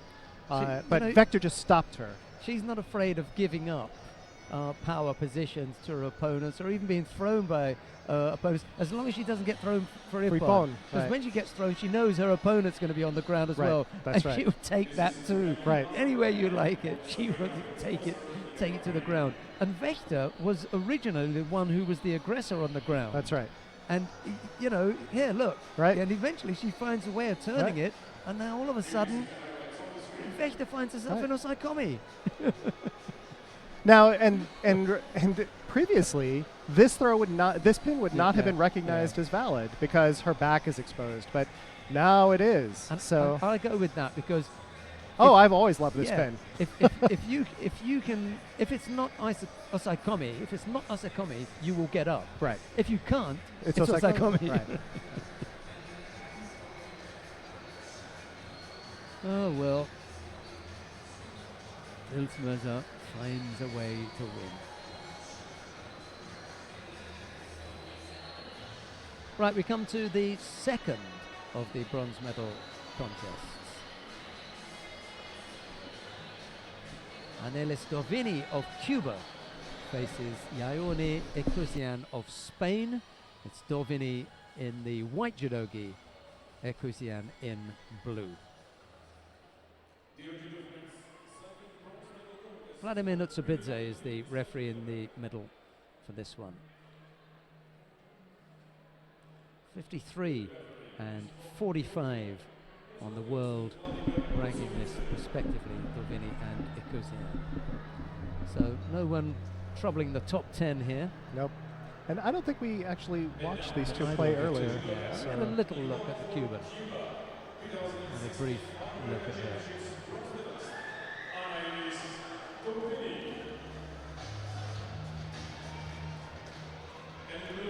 he doesn't look as relaxed as he did at breakfast. No, he's got those shifty eyes, hasn't he? You know, looking He's left and focused. right. He's very focused. He's trying to stay focused. Breakfast doesn't Looking require straight that ahead, much yeah. focus. so. Because we've told him before that he looks left and right. You know. He's trying to look straight ahead. Camera was on him a long time. Right, here we go. See what the Cuban has got to offer. Normally count on the Cuban women to produce. We did see Dovini Yeah, earlier. that's right, just briefly. We did. Yeah. Have a look and see exactly who it was. But the Kiswain, contest. we didn't see No. earlier. Marty Malloy and Jovana Rogic, possibly. We saw Malloy, and we did see Jovana Rogic. I think it Oh. was with Dovini That and wasn't a Rogic. very We had good that attempt. long contest that went into golden score. Right. That's right.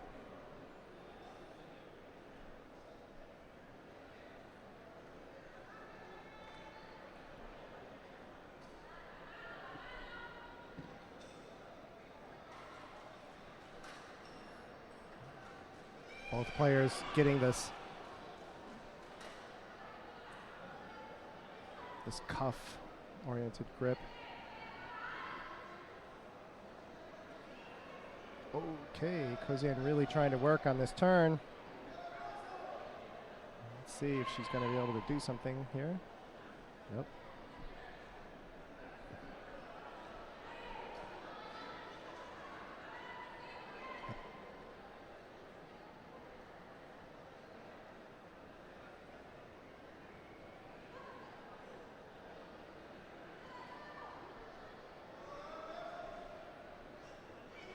Oh.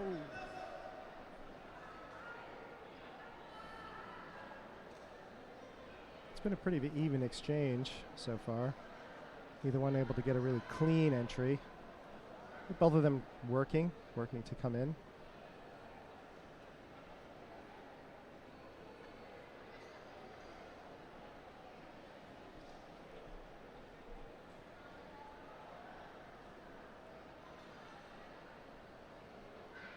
Keeping these very low grips on the cuffs. Oh, enough to bring Dovini over. Wazari.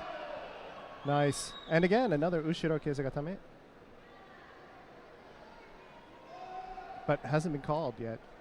I guess because she's not, not on her back. Is now. There. Yeah. There it is.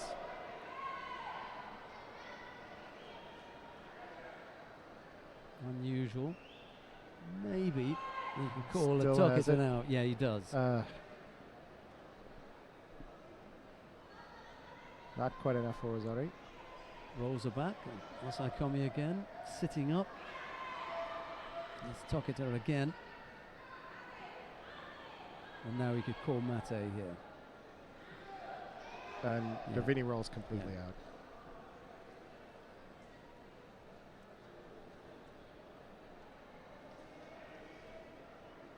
That was close. Dorvini's just able to keep her elbow from in the way so that her back didn't come down.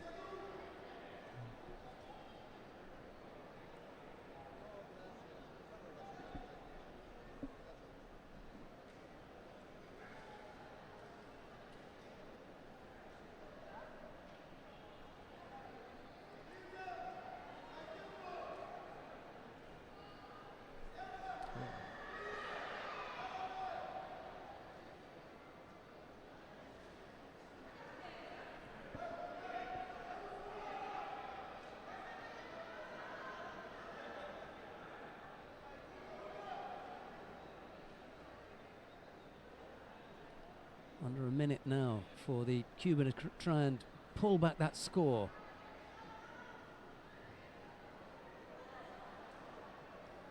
Lazy looking leg just thrown out there.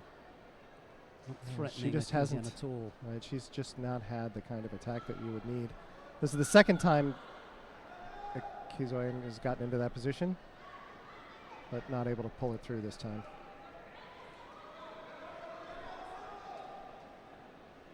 She fell quite hard there, the Spaniard. Took a little bit of time to get back to her feet. She put a lot of energy into that. Unfortunately, it didn't go into Dorvini. Uh-oh. Slapping weight, yep. Yeah. But she still has the only technical score on the board, so Akizian is still winning. Oh! Yes!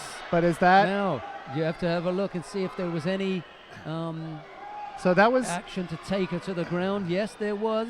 So Yeah. now it's Yeah, even. I like that. All right. I like that for a counter. Yeah. Right at the death. Right. Start playing around. You Right. know, And then get do untidy. a untidy. Right. Yeah. Yeah, nice. Yeah. In fact, if that hadn't been rolling, Yeah. that would have been almost an opponent.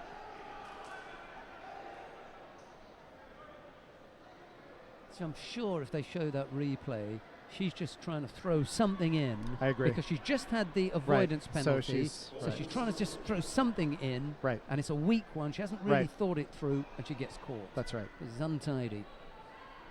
Paid the price there. Now he's going to have to do it all again. So getting a strong overhead grip. That's a change up.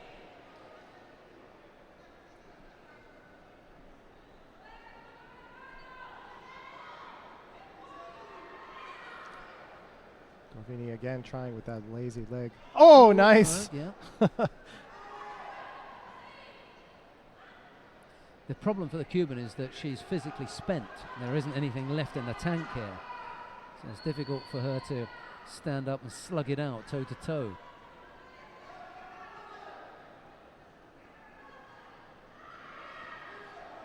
No. Yeah, okay. You know, we'll let you know when it's a force attack. Don't worry. What was that? We know what her opinion was. Well, we're playing to the crowd, but playing to the refereeing commission, that's another Yeah. one, isn't it? Just isn't there from Dorvini. Look. No, it's not. And there's a nice Ashiwaza.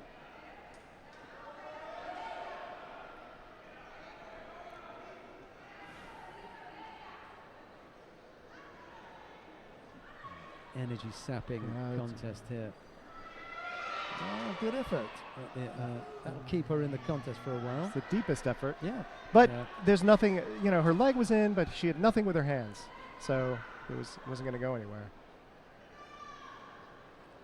Well, she needed a big effort to stay in the contest because I'm sure the referee was going to be beginning to look at shape Okay. of things. That wasn't a particularly good attack. Yeah, she'll get away with that. Yeah, she should after all of what Dorvini's done. Okay. Oh, that was a nice. Not Okay. quite enough to come up with the score, but Not enough, but uh-oh. that's Akizian's problem then. Problem with the elbow. Yeah, looks like it. That was the, oh, they reached over.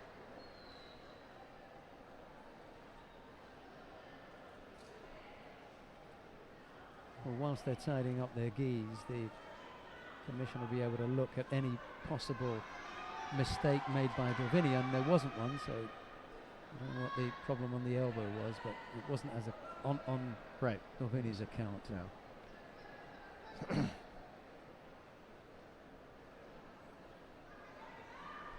But it looks like Kosian is not.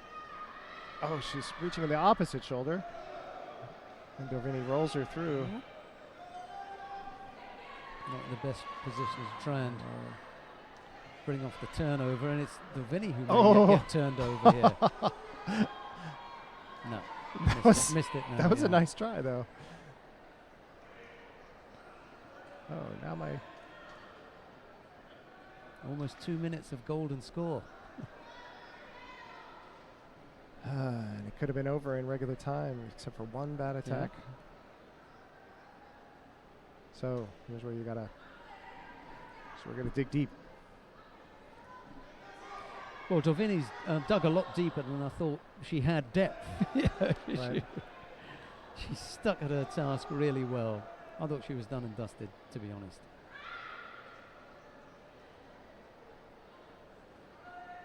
She's shown some real stickability here. Oh, wait, where are you going? Yeah, she pushed her. That's what I thought too. Well, that was amateurish from Dorvini. She didn't need to do that. No, she didn't. So now, Dorvini has no leeway. No leeway. Okay.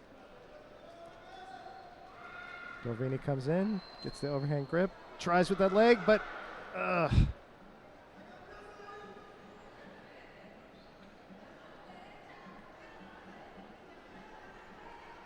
so I think here's another example of the untidy judo we were talking about earlier. But you know, when you're tired, it's hard to be really clean. You know, I can you can forgive that at 3 minutes into golden score. Yeah, Right. that's okay. But I think there was an element of it from the beginning. Yeah.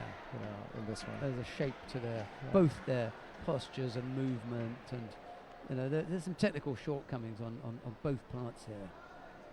But there's plenty of fight. Certainly compared to Vector and Filzmoser. Yeah. You know, there was no untidiness there. Technically both very good.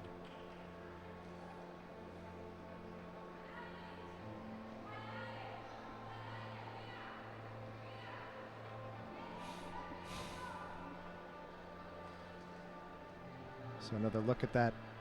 Oh, that was just good. And then this endless Ushiroke Izugatame.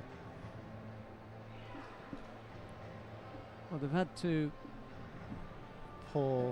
take Yaoni Akosian off for, I don't know, maybe there's a bit of cut to a lip or something, and they're just tidying that up. Is it As soon as she's finished, she'll be back on the mat. Oh, that never normally takes that long. Is it her lip or is it her elbow? I mean, I can't see her from where the... Well, she can't have treatment to the elbow, I don't think. You're either... Oh, it's just blood? Yeah. It's just right. Yeah. Could be a T-shirt was ripped or something, you know, that kind of thing takes a while.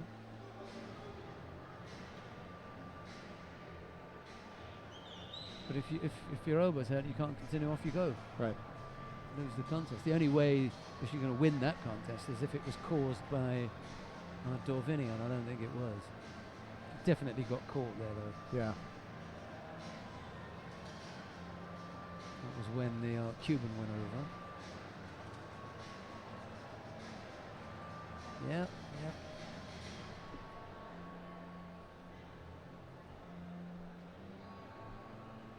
Wow, this is taking a while.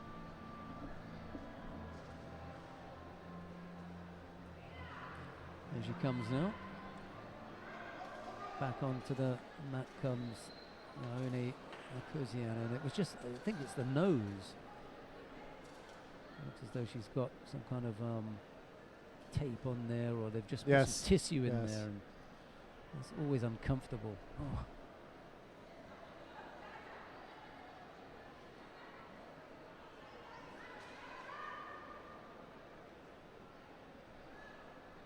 But they both have a bit more energy now. Let's see what either one can then bring a real finish to this. Well, Dorvini didn't have to move during that break. Stood in the middle, gathered herself. She could listen to her coach because he was able to, give her some advice. It was Ekosiano to leave the mat, get the treatment, come back on. She really didn't, have a chance to settle there. Doesn't always work out that way, that the one in the middle then comes up with a throw. But still, not having this constant tension is a relief. You get a chance to catch your breath at least.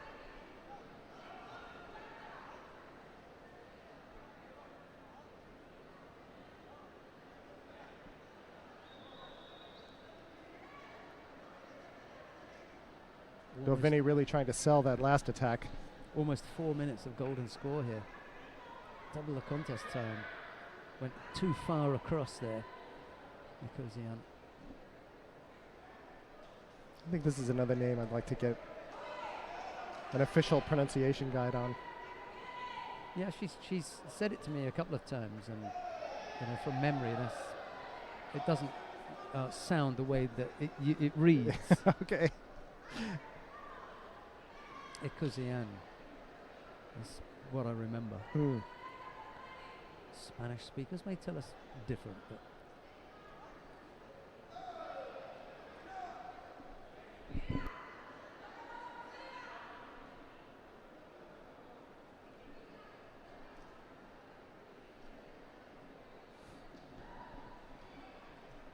.415 in golden score.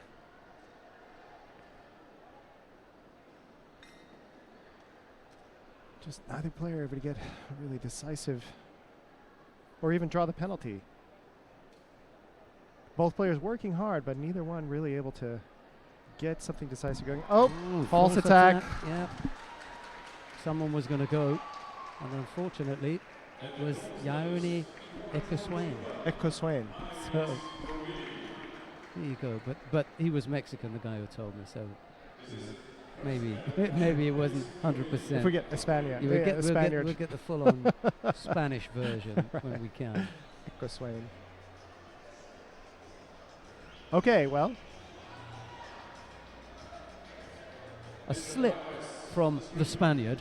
Right. And Dorvini walks. Took her where she didn't want to go, which was into golden score. And over 4 minutes later, she then committed, an error with the false attack. And we all know just how fine a line it is that you are treading. Between the false and the failed. Between false and failed, exactly. And unfortunately for Yaone, he got called for the false attack. So the bronze medal went to Dorvini. Anilis. Now we've got the final of the under 57 kilo category, and we should be seeing Miriam Roper of Panama and Marty Malloy of the United States of America. Well, I think we are going to see Marty Malloy. Everardo Garcia waits in the middle. Unfortunately, Miriam Roper picked up an injury in a previous contest, so she is unable to take to the tatami. It'll be Marty Malloy to come out and take the bow, take the contest, and with it the gold medal, and with it the last contest of the day. Unfortunately, no Miriam Roper, but there's Marty Malloy from the United States of America. Is she happy? Well, maybe she'd have liked to have had a rough and tumble with Miriam Roper. She beat her the last time they went head to head. Maybe she fancied giving it another go, but it's Malloy of the United States of America who gives a kind of ironic wave and a finger pointing to some of her buddies and friends. Maybe she had told them that she was going to win the final. It's a mixed thing, on the one hand it's the relief of not having to fight is not unpleasant, but you always want to finish your tournament with a strong showing, and this robs that opportunity. And really, maybe she did fancy her chances of giving Roper a bit of a working over, but Roper wasn't interested. Said, "Hey, I picked up an injury, and that's it." And that's a smart thing to do. If you're injured, and you're going to risk serious injury, you have to think about what you're going to be doing in the future too. The medals are being presented by the IJF refereeing director, Juan Carlos Barcas. He presents the bronze medals to Nabor Castillo of Mexico, Juan Postigos of Peru. The silver medal went to Gaitero Martin of Spain, the gold medal to Tal Flicker of Israel.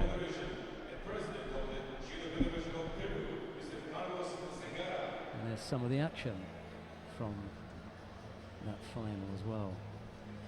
Comprehensive win it was for Tal Flicker. Did a good job. Yes, very solid.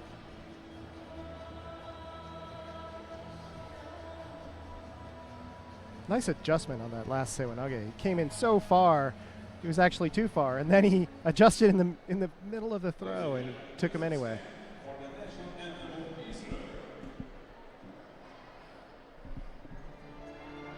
Now the national anthem of Israel.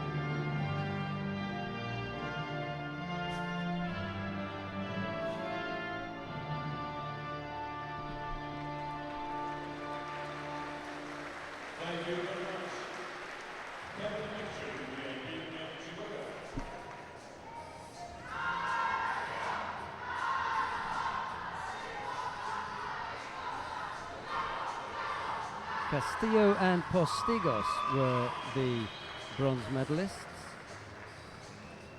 Gaitero Martin took the silver, and it was Flicker who ended up with the gold medal. We've got one more awarding ceremony to bring you, so after the family picture, after they leave there, we're going to have some highlights, and then we'll be back with the last of the awarding ceremonies.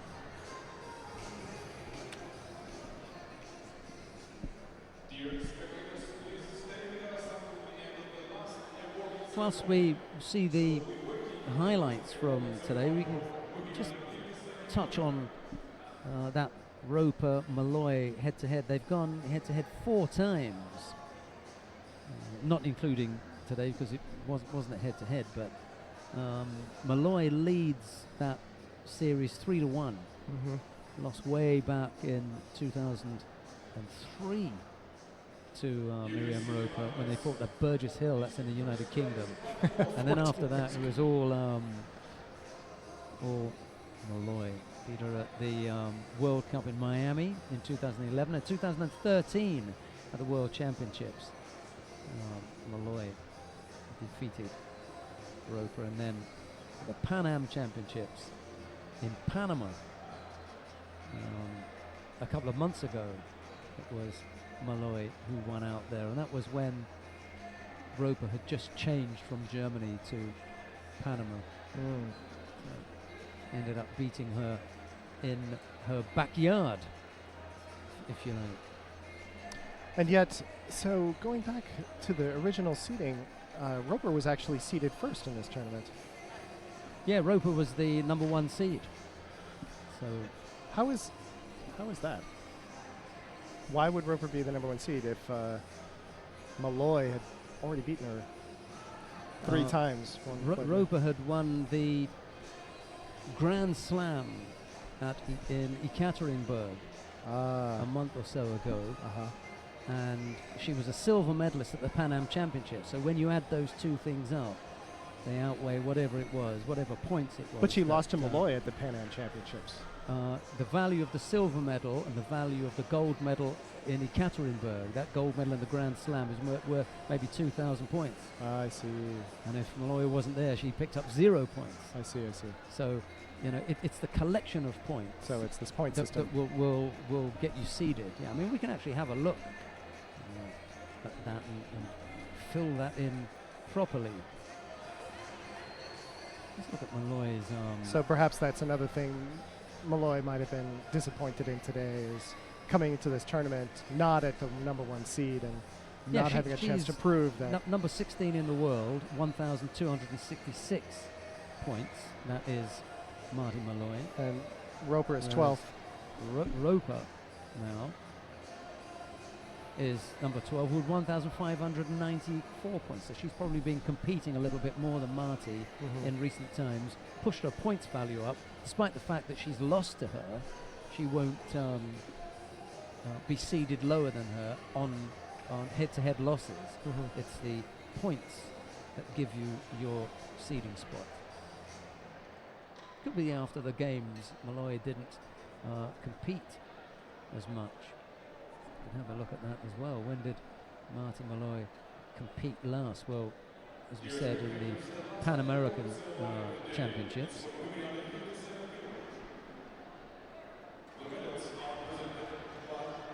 And then in 2017, yeah, well, you know, she lost out in Paris, end of the year in Tokyo, so Obervart, bronze here and there. You know, Grand Slam gold medal is a big points winner. Right, Mr. Joe is presenting the medals in the under 57 kilo category, and the medals go, bronze medals go first of all to Annalise Dorvini of Cuba and to Sabrina Filzmerzer of Austria. The silver medal goes to Miriam Roper of Pan America. Sorry, Panama. What am I talking about? She's moved to the Pan American area now and now represents Panama. The gold medal goes to Marty Malloy of the United States of America. Jose Rodriguez is presenting the checks and the floral tributes.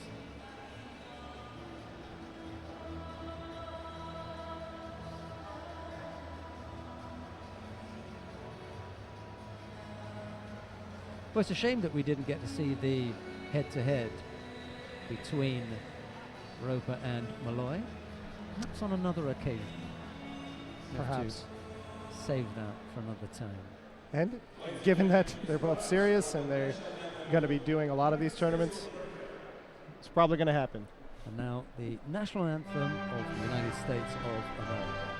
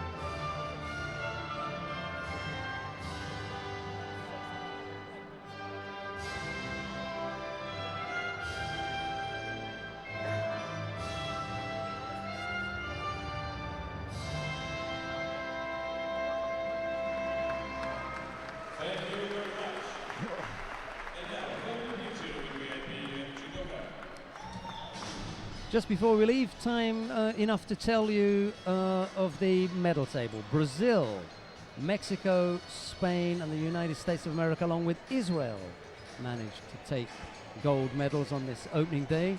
The Brazilians topped the medal table by having taken 2 silvers as well.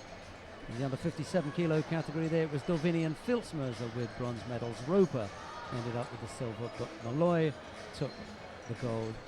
There's a big family picture, and it's all smiles at the end. We'll have more action for you tomorrow when we bring you day 2 from Cancun. But from Jin, Shin, and myself, it's bye-bye for now. Bye-bye.